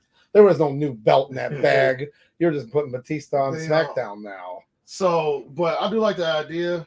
You can move Cody and the WWE title to Raw. Yep. Move Damian Priest. He can make his transitional champion. Oh my gosh. The champion can make his transition. Oh my god. Over to SmackDown. Yeah. And I'm still just so baffled. I know we're falling off. We're falling off the road right now, but it's weird that I guess they need a cable show, but the whole point of SmackDown being on regular TV was for the Spanish crowd, for the Spanish demographic. So that's one of the reasons why they said they brought SmackDown. They put it back on regular TV because the Spanish demographic. Yep. Being a lot of them watch regular TV. They don't really. A lot of them don't have cable television, and Damian Priest would have been perfect. Yeah. I mean, as far as if he goes there, like you got your guy. You got your guy right now, at least for a little while until who knows how long he keeps his belt. But it's just something that's in the back of my head. Oh yeah, I mean, look, you got LWO, you got Legado del Fantasma, Yeah, and then if you wanted, you could move over Dominic too, if you wanted to. Like, you got to move. Dominic. Yeah, like I'm saying, like you sat there and then like Finn Balor and Funko Pop, JD will look all sad. You know what Damian Priest would need to keep him like at least like people like me who don't really care for him, just doesn't care for him in general. Move Dominic to SmackDown and he can become his lackey. You won't have Dominic and Mommy no more because at this point Rhea doesn't really need him. Rhea doesn't need him at all. She didn't need him in the first place, but it worked out for both people. Actually, that works right now. That works in two ways. One, she's already dominant right here to the point where she's over and she's not even like a heel anymore, right? Because she's just so dominant. The draft happens. They draft over Damian Priest and then Dominic. Dominic talks to Mommy and is like upset about it, saying, come on with me. You want to come in? And then she's like, no. And that's when the crowd like loses their mind. Like, no, I you don't need me anymore, dum. Right. Mommy's always she on do a little tease. She do like a little tease. She was like, no. Yep. And then the crowd was like, oh, you bitch. So then she switches up and says, Dom, you don't need me anymore. Yeah. Like, just listen. Take care of Daddy Damien. Daddy Damien. It could work. I think it would work. We are giving free gold over here. It would work so well because again, she'd already cheered like a face anyway, so they're not gonna boo her unless she does some real heel kind of work, like how The Rock had to do to Cody to really get people to hate him, which worked because that's just how he knows. But anyways, trust me, in a couple weeks we will definitely give us a lot more of our ideas on as far as armchair booking. It definitely makes more sense for Dominic to follow Damian. Yep, I agree with that 100%. And the best part is Dominic just becomes more and more incompetent. Oh yeah, I mean, look at the crowd there was so deafening last night on Raw when he got the mic and they just wouldn't let him talk. It was great for the Transformers fans out there. In front of that SmackDown, just be Megatron just yelling at Starscream. Yep. Yeah, you failed me yet again, Starscream. Starscream, I hate you so much. It's like, I hate you. It's like Cartman Kenny. Can't. I hate you, Kenny. I hate you so much. But as for this match, the triple threat match, I give it 3 headlocks. I mean, it was a pretty standard triple threat. Logan Paul won. Now it moves on to what do you do? What do you do for him now? I agree. Storyline wise, the main reason why I'm giving it 3 and not 4 is because it seemed like the whole match was booked around Logan. Yeah, the way it just didn't really seem like. To me, it really didn't seem like a triple threat match. It just really seemed like a handicap match. It was good seeing that guy, not KSI, but that one YouTuber. Yep, it was nice seeing him get beat up again in the Prime bottle. Because last time was KSI, I believe. It was KSI. Not this one. Yep. But this match was booked primarily as a Logan Paul match, a handicap match. Yeah. Oh, yeah, for sure. So had once again, we're going back to armchair booking. Had they booked, if they would have set it up to where Kevin Owens and Randy Orton had friction with each other, this match could have been so much different. Yeah, they played it more like it was like a let's just beat each other up. And I was like, that's not. Yeah, And Kevin Owens likes to kind of break that kind of meta kayfabe wall in wrestling, which it works sometimes, but just kind of doing if the character is good. And it didn't seem like it worked really well to me. You know who did that a lot, and it really got him over, even though he was already Hall of Famer anyway. Mm-hmm. Shawn Michaels. Yeah. His second half, his second career. Yep. His second run, he would do that a lot. kind of breaking like you said. Yep. As far as the breaking kayfabe, the breaking, that. Yeah, like with Stan. Yeah. Like, who is that guy? Who's Stan? Who's Stan? Like the guy who just like super kicked this random guy or whatever. Yeah, that reminds me when you said it reminds me of a lot of shit. Shawn Michaels, I call it his second run. It definitely was the second that. But he would do that a lot. Like he would just get goofier and goofier, and then he knew when to be serious when needed. Or when he had to oversell for Hogan because he was pissed off about that. Actually, I saved a link where he talks about it. I haven't watched it yet, but it's on my watch later list. Quick question. Yes. Okay, before we get back on track, because we keep getting off track. Hey, that good. Can you take a while guess how many videos you have saved in your YouTube watch later playlist? I probably have a lot. I think I want to say I'm at 1,300. 1,300. I don't have that many. But ladies and gentlemen, I live on YouTube, okay? I watch a lot of stuff there. I watch a lot of stuff. I live on YouTube. I am a fan of there's a Vegas slot player named Daniel, and his name's the Vegas Low Roller. I know it has nothing to do with wrestling, but not sponsored either. But he's very fun. He's a very fun guy to watch. He actually has fun while you watch him win, lose. He doesn't just post winnings. He posts anytime he plays. So it's a lot of fun. So we watch them all the time because it actually he doesn't swear too. Guess what? So, like we all swear and stuff. He doesn't. So it kind of is fun to watch in general. So I have a lot of them. I probably have about 1,000 videos of his old stuff because he posts like 2 times a day, every single day at least, and he's been doing it for 11 years. So I don't know the math on that, but that's a lot of videos. Curious. I know. Listen, boys and girls, we will get back on track. Oh yeah. So I got to look at something real quick. Oh, I'm sorry. I'm at 3,000. Oh, there you go. So no, I was at 4,000 videos. Yep. Oh my gosh. Yeah. Nice. Yeah, I need to actually start saving stuff like that so I can watch later. And that's what I mainly do. And a lot of times I'll scroll. I'm like, okay, I'll watch that later. I'll get back to it. Yep.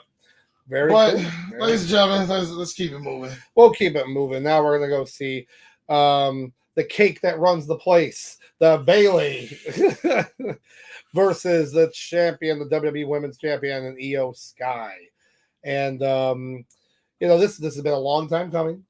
Thankfully, this storyline was built up in a good way for Bayley's sake. And the match, to me, it delivered. Io Sky, I'm really happy that they gave her the chance to win the Money in the Bank. And, ever since Backlash last year in Puerto Rico, when that crowd was so hot for her match, It was like, okay, let's see if this, and they really pushed her wrestling ability. It was very smart to bring in Asuka and Kairi Sane. It was great to have that kind of Triple Tails reunion-esque, have like kind of new version of it. For those who are not aware, that was their group in New Japan. Yep. And then the fact of kind of having Dakota Kai join them, it was a perfect way to have this storyline move. And we actually saw Io Sky cash in at SummerSlam in Detroit last year. So that's Dusty Rhodes will say he cashed it in at the SummerSlam. The SummerSlam, daddy. So yeah, it was pretty cool seeing that. But this match, I was very not surprised. These ladies can wrestle. Yeah. Now, when I did we was doing our preview show, I was for those who's wondering, I wasn't trying to crap on this match. I just said between the 2 women's matches, the one on Monday Night Raw was going to be the better of the 2. Yep. But this one did pretty solid. It held his own. And what's CBM talking about? Oh, CBM, no, you got you. Listen, I am the bull of the wood. I'm the bull. I'm the big bull, daddy. Or does you say, I'm the big wood? I'm talking about the big wood. That's like the thing with Dusty Rhodes. Any promo, he'll say he'll say the subject, and he'll follow it by the big whatever it is. He'll look at you like, let me tell you something. When I put you in that armbar, I'm gonna put you to sleep, daddy. I'm talking about the big sleep. The big sleep. And then when he showed up with the with Magnum TA, when he used to walk around with the fur coat on, yep. He was like, "Oh yeah, baby, we we got the money over here, daddy. I'm talking the big money. Everything was always followed by the big of whatever the subject was. Oh, but wait, but what do we got here? We got, I guess Cody went to the pay window. The pay window. The big window. It's still the best. I'm telling you, CBM, he does. It's a great impersonation. Let me tell you. But so but you were saying that you thought that Rhea and Becky was going to outshine this match, and to my credit, it did. Like it was clearly the better match of the two still, but this match was pretty solid. Yeah. Like over there on that side on the red brand, that was definitely a 4-headlock match. And over here, I'm giving it a 3. Give it a 3. Okay. So I'm going to give. We can't do half. We got to commit. Nope. We got to commit. I'm going to give this one actually a 4-headlock. Okay. I respect that. And the reason is, I think, again, going back to it, storyline wise, this storyline makes more sense built up over the past several months than the actually Becky long Rhea time. one. You're looking at what, a year and a half, 2 years? At least that long, because when she won, when EO won Money in the Bank, and then the months before that, when Bayley was with Damage Control with EO and Dakota Kai, and still struggling to try to win. So yeah, it's, to me, the long-term storytelling is probably one of my favorite parts of that, and that's what makes this bump up to the 4-star. I respect that. And then CBM did have this right here. Check out Thunderbolt Patterson's promos. Dusty was certainly inspired by him. Okay, real quick, ladies and gentlemen. So for those who didn't watch the Hall of Fame ceremony, get a chance, watch it. When it comes to Thunderbolt Patterson, I say just watch the vignettes, everything up until when he starts talking. Because it's shown that, Dusty basically, I can't talk right now.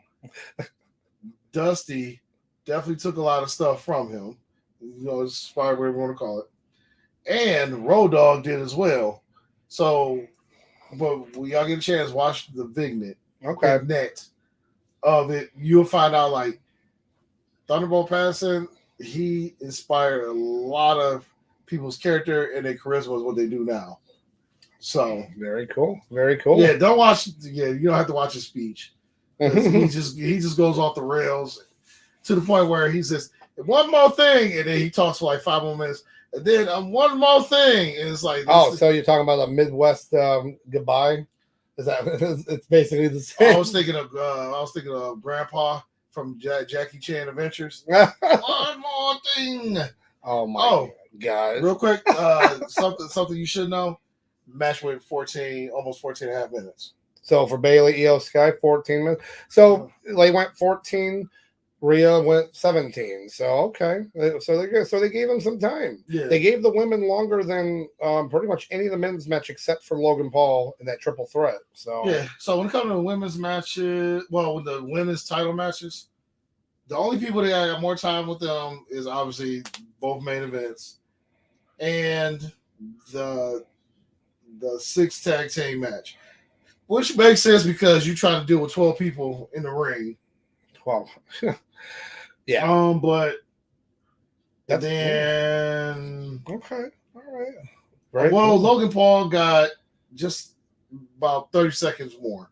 Yeah. So yeah, not much more, but it's not like the old days where you get about 4 to 6 minutes, make it work. Right. There you go. But yeah, like I said, 4 headlocks for this match. It was good. It was great to see the end, how the ending was. They worked their butt off, both of them, and so I was happy. I was happy to see that. That's good for Bayley. Now, again, moving forward, it's going to be interesting to see Bayley with her this championship, because I don't get me wrong, I like this version of Bayley, but it's technically still a face. And we're kind of new. We're kind of new to this, so we are new to it. So we're on a journey right now to see where this goes. I will say right off the bat, she will be champion before Survivor Series. Since I just said it before, that Tiffany Stratton will be champion, whether it's one of those titles. Most likely. So you said she went in Money in the Bank in July. Oh yeah, for sure, for sure. Okay. Tiffany Stratton will win Money in the Bank for the women. Okay. There's not even like it because look, it already writes itself. She's gonna do it. She's gonna make it all pink and bedazzled because she's got that kind of Barbie gimmick. It's gonna be like a, you know what I'm saying? Tiffany time. Like, yeah, it's gonna be like a more Barbie version of Michelle McCool. Yep. And what's You're not the one for me. Okay. And what's cool is it's going to be, you know, it'll look all pink, Barbie-esque, but, you know, entertaining. So it's cool and not terrible. But so you said 3? I said 4. Okay, I like it. All right, I like it. It's funny, when other women's match was the opposite. We were the opposite for it. So I held on to this one, even though this technically opened up the show. I wanted to talk about this one later. But so we do have the world title match where you have excuse me. We have Seth Rollins versus Drew McIntyre. I will say Drew McIntyre got a pretty sweet opening. He did not, however, get broken dreams. And I think it's mainly because they opened up the show. Couldn't really play a promo package right when they opened the show. Okay, but let it have been Triple H opening the match. That man gets a whole choir. Come on. Come on. He did, didn't he? He did. It's right. And Stephanie came out, right? That was like Stephanie. Saying, what's up? I'm saying, you know, that Mark Henry meme when you stand beside Rose, like, I'm just saying. Just saying. Oh man, that's funny. So the so anyways, match, you know, what Seth Rollins came out with that basically kind of like that. I know it's a specific kind of group that did it, but all it reminded me of was like Mardi Gras. Yeah, and that was the New Orleans. Yeah, and that was kind of, it was cool. Don't get me wrong. And you have McIntyre had a great entrance, and then you know CM Punk's there commentating. So of course, because he's been doing these great fire promos with both of them, mostly McIntyre, because it's really what's great about it is they sold the whole idea that McIntyre hurt him at Royal Rumble. He, you know, not on purpose, but it's great for the storyline. It makes him, and then of course keeping CM Punk in storylines relevance. Yes, don't have him just stay off TV. Just have him in there. And in this match, first move, Claymore. Thought the match was over. I honestly thought for like a split second he beat him. I thought it was gonna be Sheamus and Daniel Bryan. Like it was crazy, and you know the match itself was only 10 minutes long, 10.5 minutes long. Yeah. But it seemed like just back and forth. It felt like you watched like a 30-minute match. Yeah. Like how much stuff went on in 10 minutes. And tell me if I'm wrong about this, but man, McIntyre really just demolished Seth in this match. Like he just let him have, like, I think at one point he did like 5 claymores at one point throughout the whole match, including that first one. And then like the future shock, and then just the headbutts he does. Like he was clearly one sided fight. Oh yeah, he was definitely, and you know, it kind of reminded me slightly of Seth Rollins versus Brock Lesnar, like how he had to start beating them up before the match, and that also opened WrestleMania that year for the Universal title, and then it was like he beat him up quickly after that, but he had to get like a little head start on him. So it was like, okay, McIntyre, you know, has this match and he beats him. Great. He has his moments in front of a crowd where he doesn't have to whisper thank you. I'm sorry, that was in the Performance Center. He had to still act like he was on TV. Oh, so sad. You guys, we're in the middle of the best Drew McIntyre we've ever seen. Right now he's on a revenge tour. If y'all saw Monday Night Raw, you'll understand why. So, you know, I had a side bet, a risk reward bet, and my risk reward bet was does CM Punk become physical with either Seth or Drew during the match? And I put that he was, and when he didn't, I was so mad because it was so clear as day that he did. So CM Punk took the brace off, used it against him, and I was like, come on. And then, of course, Damian Priest music hits, and he cashes in Money in the Bank. That's probably the only moment y'all ever see me be happy and root for Damian Priest. I mean, it was something else, and they're getting a little lax with the rules when it comes about it. And this is actually a good point, especially with Io Sky when she cashed in on Bianca at SummerSlam. Technically, go back and watch Ziggler versus Alberto Del Rio. It's the best description of this. When he cashed in on Del Rio, he was hurt on Raw Monday after WrestleMania. The rules are you cash in, and the wrestler champion has to be on his feet. Yep. And the bell rings, right? Regardless of what state of condition he's in. Has to get to his feet. So, I guess in this case, when Damian Priest knocked him out with the case, he rolled him in the ring and then picked him up. They did ring the bell right there. It was very quick. However, Io Sky and Bianca, no. Bianca was already on the ground, knocked out. Then she did her moonsault, and then she pinned her. She never got back to her feet, Bianca. You can go back and watch the tape on it. I know. So it's like you don't follow the rules. Injustice. Justice for Bianca. For Bianca. 2023 SummerSlam tour. Justice for Bianca. Oh, yeah. There you go. Hey, you know what? Why don't she do that? Why don't you bring that up? You know, I mean, Io's not champion anymore, but it's like, I never lost that belt properly. So I'm gonna give my rating. Oh yeah, so the rating. Now I'm explaining what this is that's on this table. Okay, so hit me. So for this match, it was 10 minutes. Yep. But you got to give it 4 headlocks. Yeah. You got to. Yeah, I think I'm going to give it 4 as well. I'm going to give it 4 as well because 1, entrances were great. 2, the story was great, especially just in like over encompassing. And what did we say earlier? Character development. The character development. Yeah. If this was the same McIntyre that like if the CM Punk thing doesn't happen, right? He doesn't get hurt. We don't get these great promos from McIntyre. We don't get this match. No, we don't even get this match because thanks, Jungle Boy. Yep. What's up, buddy? What's up, Jack? You know. But yeah, it's like he gets a spot here, and now as of Monday Night Raw, we're gonna have, continue the revenge tour. So Doc, you're curious why yes. I was right on the table making it shaky. Yes. And y'all take that as y'all will. So I put this up here. Yeah.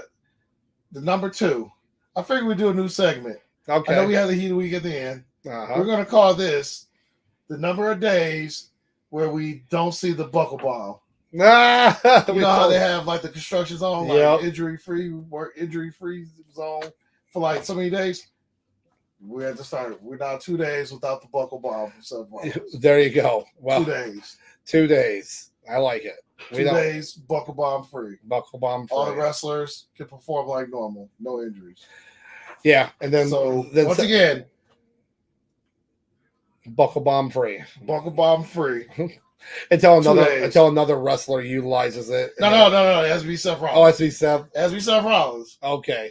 So we now are 2 days buckle bomb free, courtesy of Mr. Seth Rollins. This is going to be an ongoing thing until he uses it.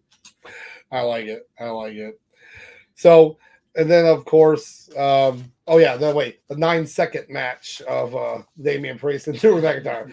I'm just kidding, but yeah, it's still kind of it's crazy, right? It's just that he's now champion, and then obviously we're going to talk about that in a couple weeks when the draft comes up.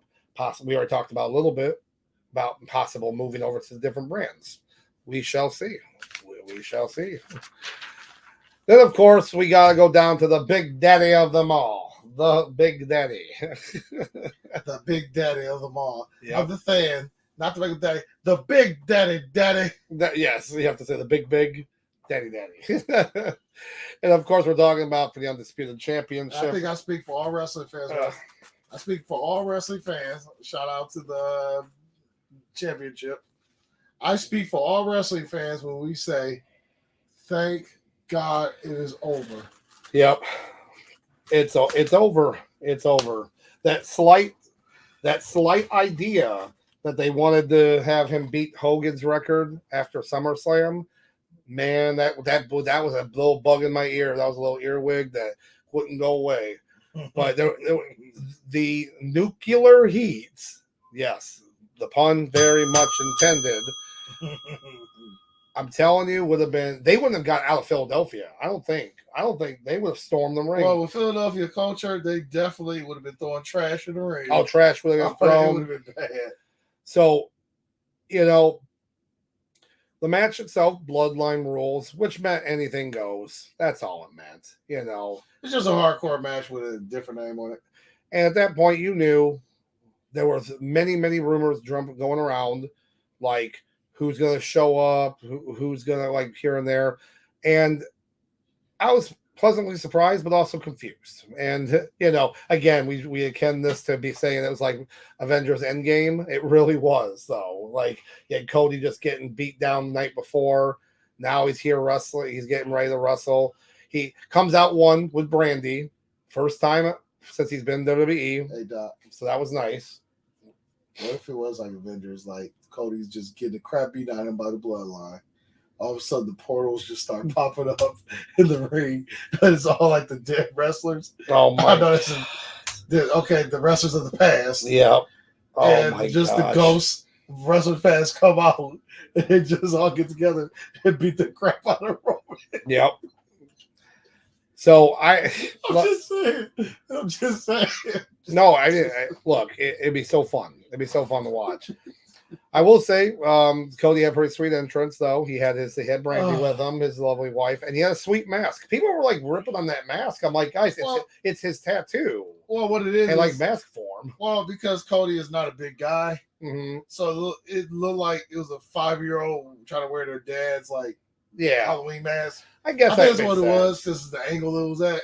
Yeah, they had that where it was on the ground up. It wasn't like you didn't see it from higher angle.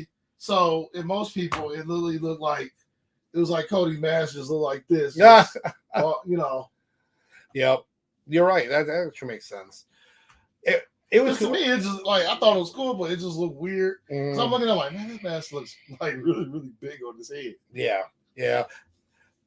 So, you know, he comes out, and of course, you know, we have Roman Reigns, comes out with Rock and all this stuff, and they have their match, I think it was like 33 minutes. So, ironically, you would think this match would have been the longer match, right? If you were going to have a longer match, this should have been the longer match because of all the other extras that was happening in it. I mean, at one, like the match itself, there's not much else to the match. There wasn't anything that hasn't happened last year. But it's just, we're sitting here waiting for like, okay, hold on. It's the last 15 We're solo. minutes. We're solo. There's solo. There he goes. Yep, there's the spike. Another match. It's funny if you look up how many matches Solo's interfered in, how many pay-per-views, it's staggering. It's staggering. Like every single one since Clash of the Castle when he debuted. He interfered in, I think, every single match. Shout out to Solo. So we never got that national anthem, but no, we did we? So it's like you see the Solo, and then all of a sudden, WWE's doing this now. I've always mentioned that their camera work is second to none, but they started now doing this when they're in the ring. They get the low shot where they're on the ground going through the rope, and you see the wrestler, but you see the Titantron in the back. And the second they started doing it with Solo, I said that's how they're gonna show it. They want people to see the Titantron change like that, and everyone like, what?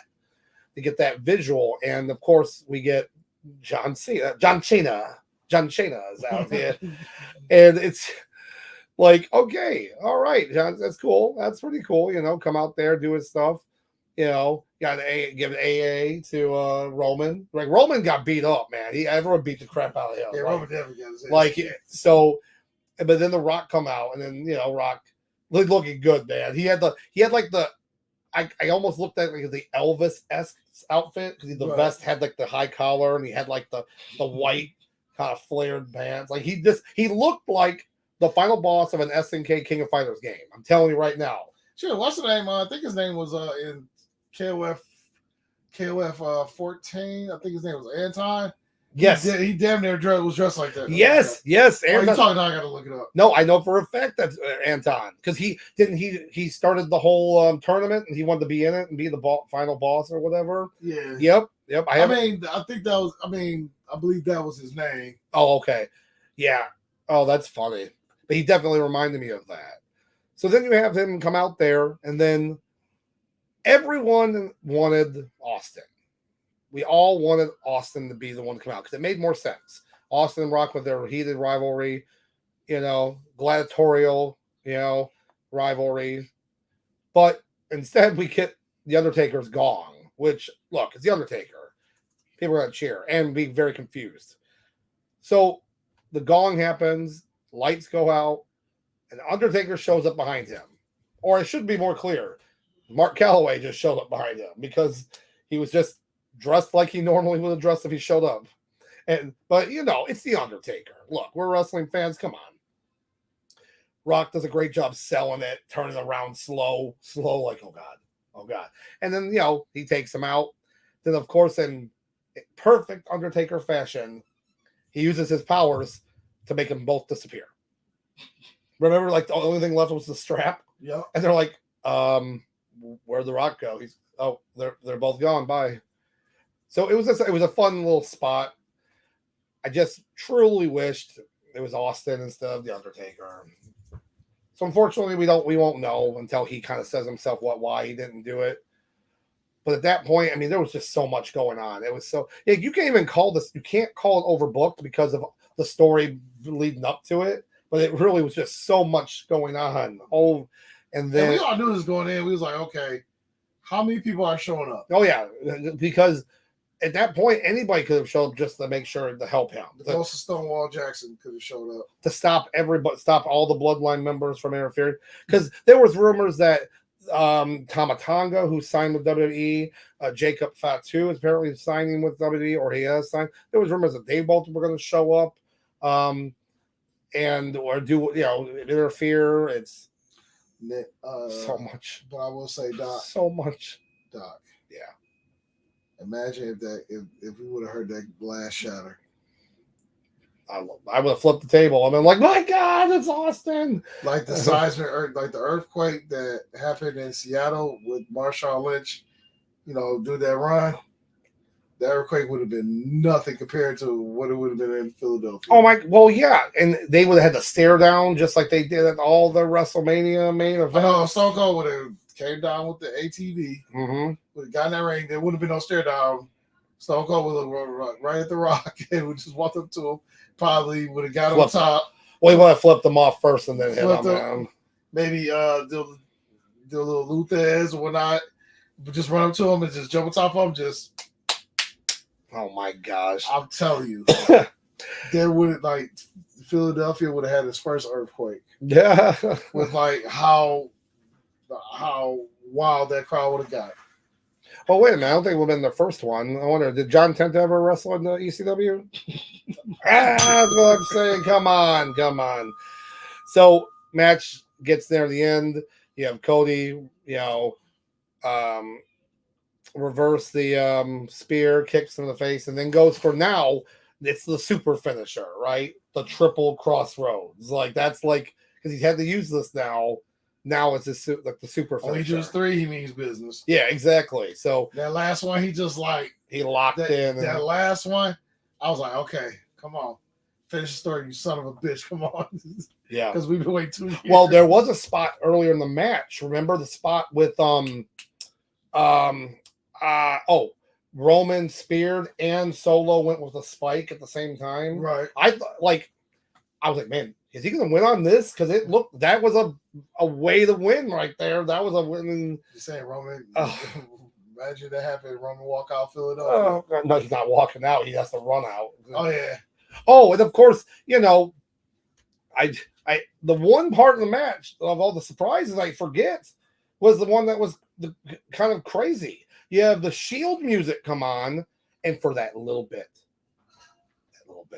I swear to God, I thought Moxley was back for one night only to do this Shield gimmick. The roof would have blown off there for him.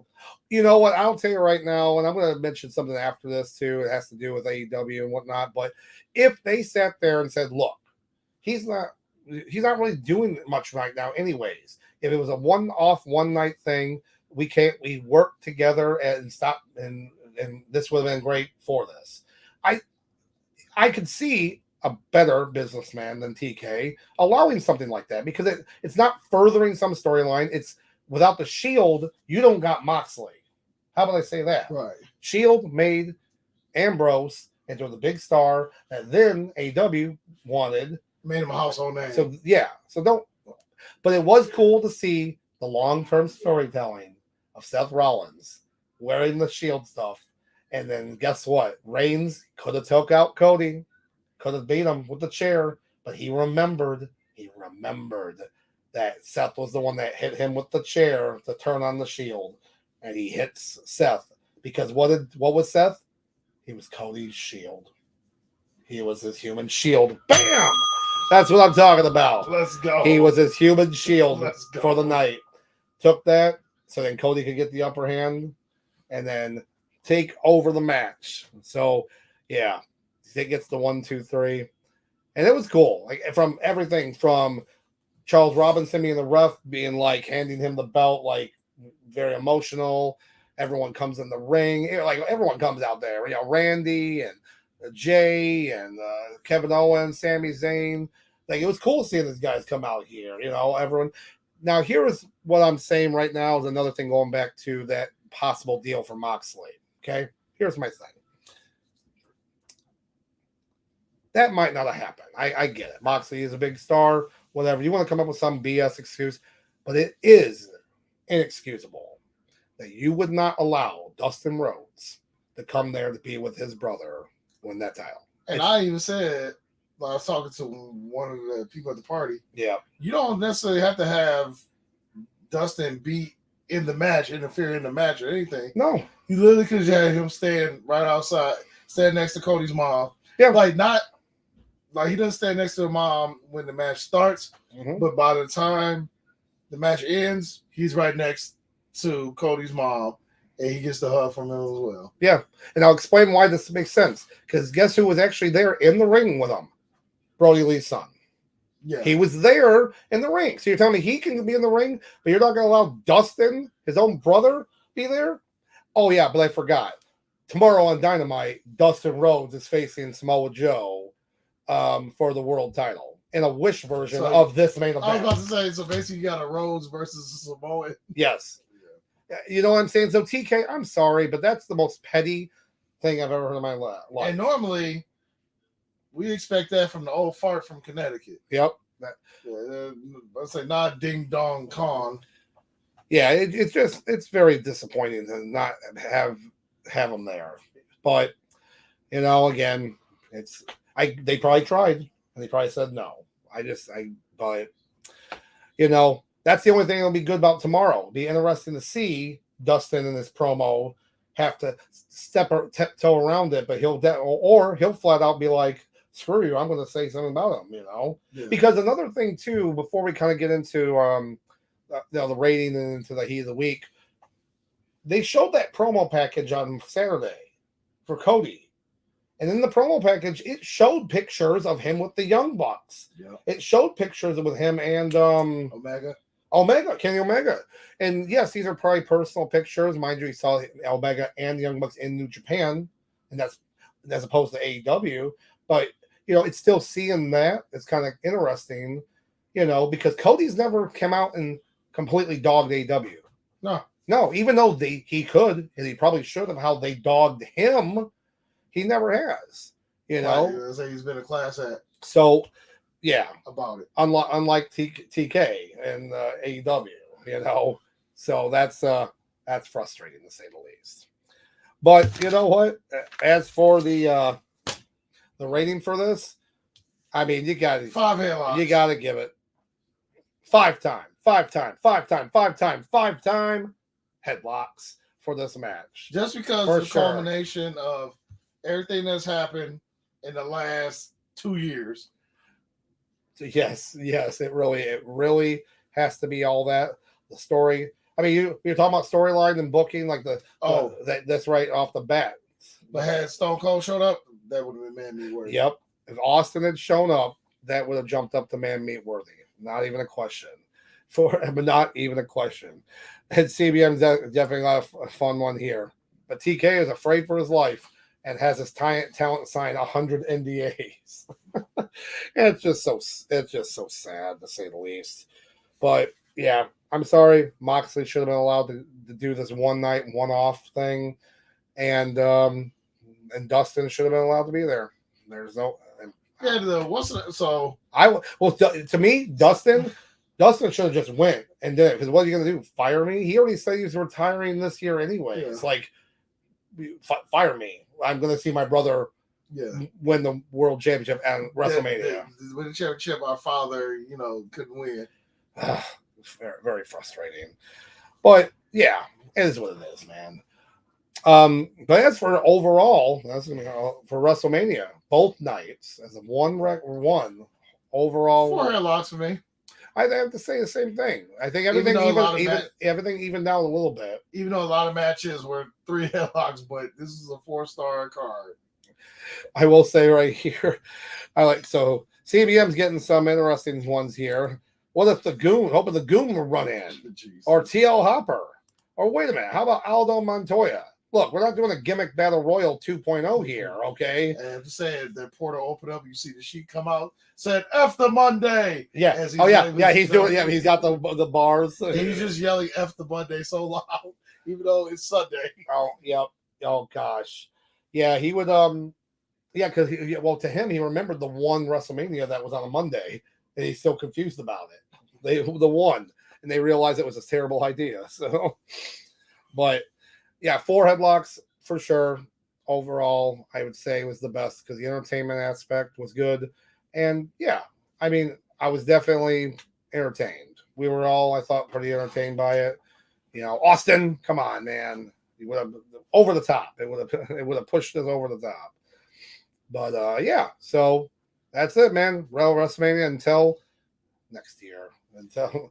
But it was a good idea that looks like Jeff gave us earlier about doing a ranking or a tiered system for the WrestleManias. I do like that. So I don't mind us doing some tier list videos in general. Oh yeah. Because I've seen those before. You can utilize I've never really messed with it, but I do think that'd be a cool idea. So and CBM could help us out too.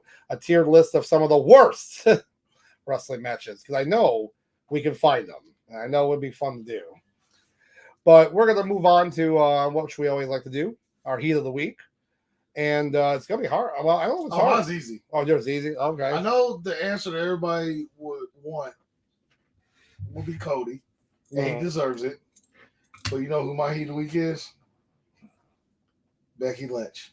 Okay. The fact that she was basically just 1 foot away from just death.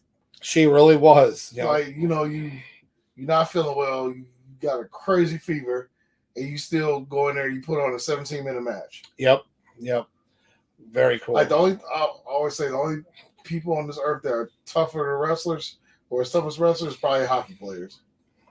So the fact that she came in, she did the business, she did the job. Being sick and all, not feeling it, feeling well. Mm-hmm. Shout out to her. True. Me, it's not necessarily a person. It has to. It's kind of a cop out here, but I'll explain why. Because of one thing that happened yesterday on Raw, which goes with my whole point here, is the idea of this new long-term storytelling type aspect, which it can be done sometimes. Sometimes people forget. You gotta remember, wrestling, you have the 3-month rule, right? If it happened 3 months ago or more, then it didn't happen. It's erased. People should forget. But now you'll see, look, the Awesome Truth. 11 years later, they're back in the tag team. Continuity. Now, here's my thing. Monday Night Raw happened yesterday. Cody comes out, does his big celebration. The Rock comes out, right?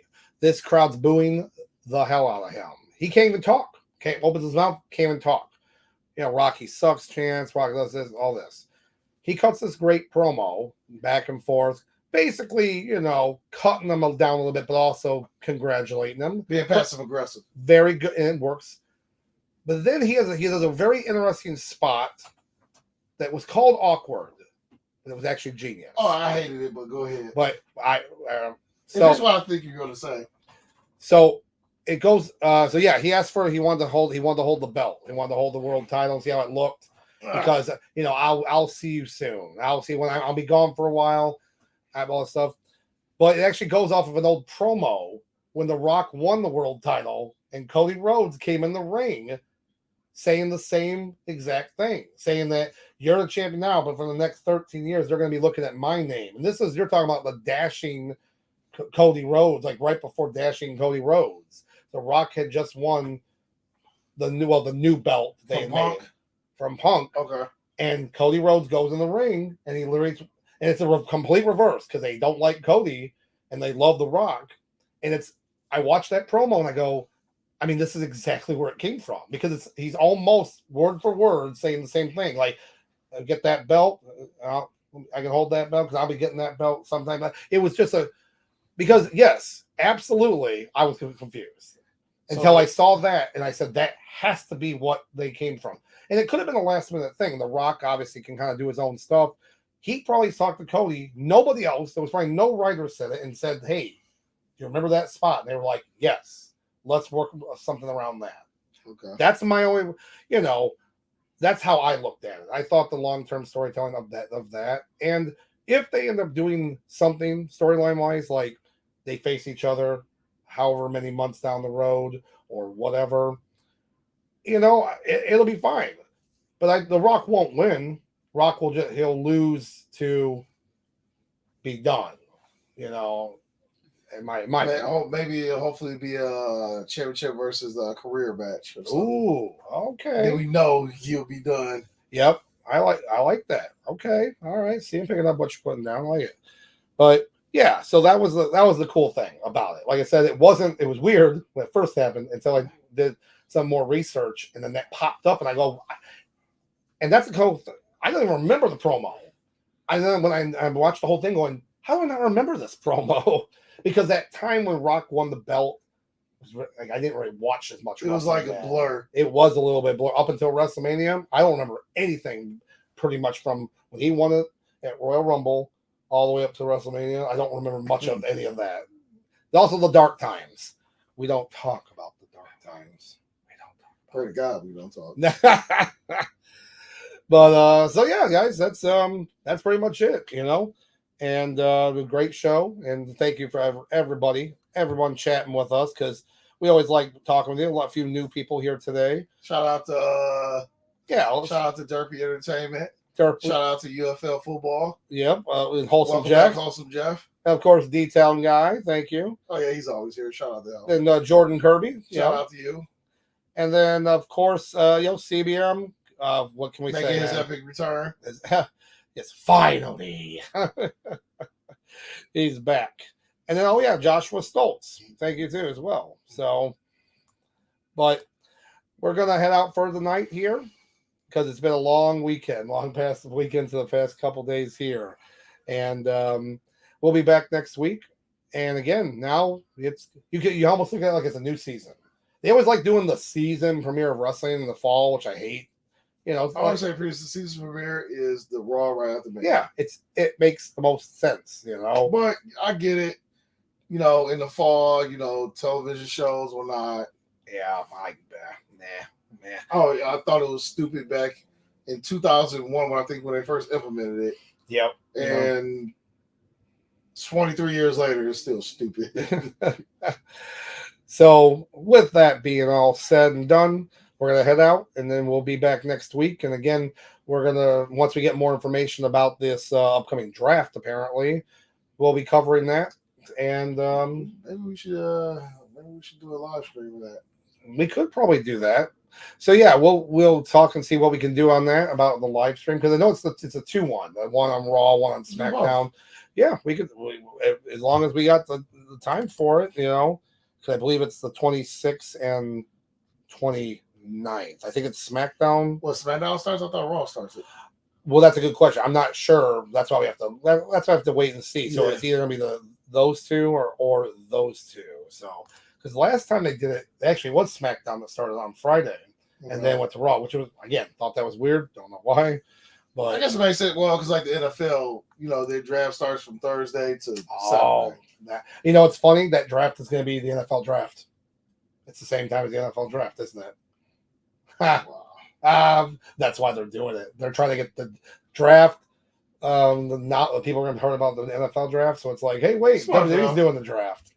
Pretty cool. But on that note, we're going to head out of here, guys, and thank you guys for all joining in.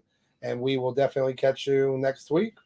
And remember, guys, at the end of the day, enjoy wrestling today. I hope you enjoy wrestling tomorrow.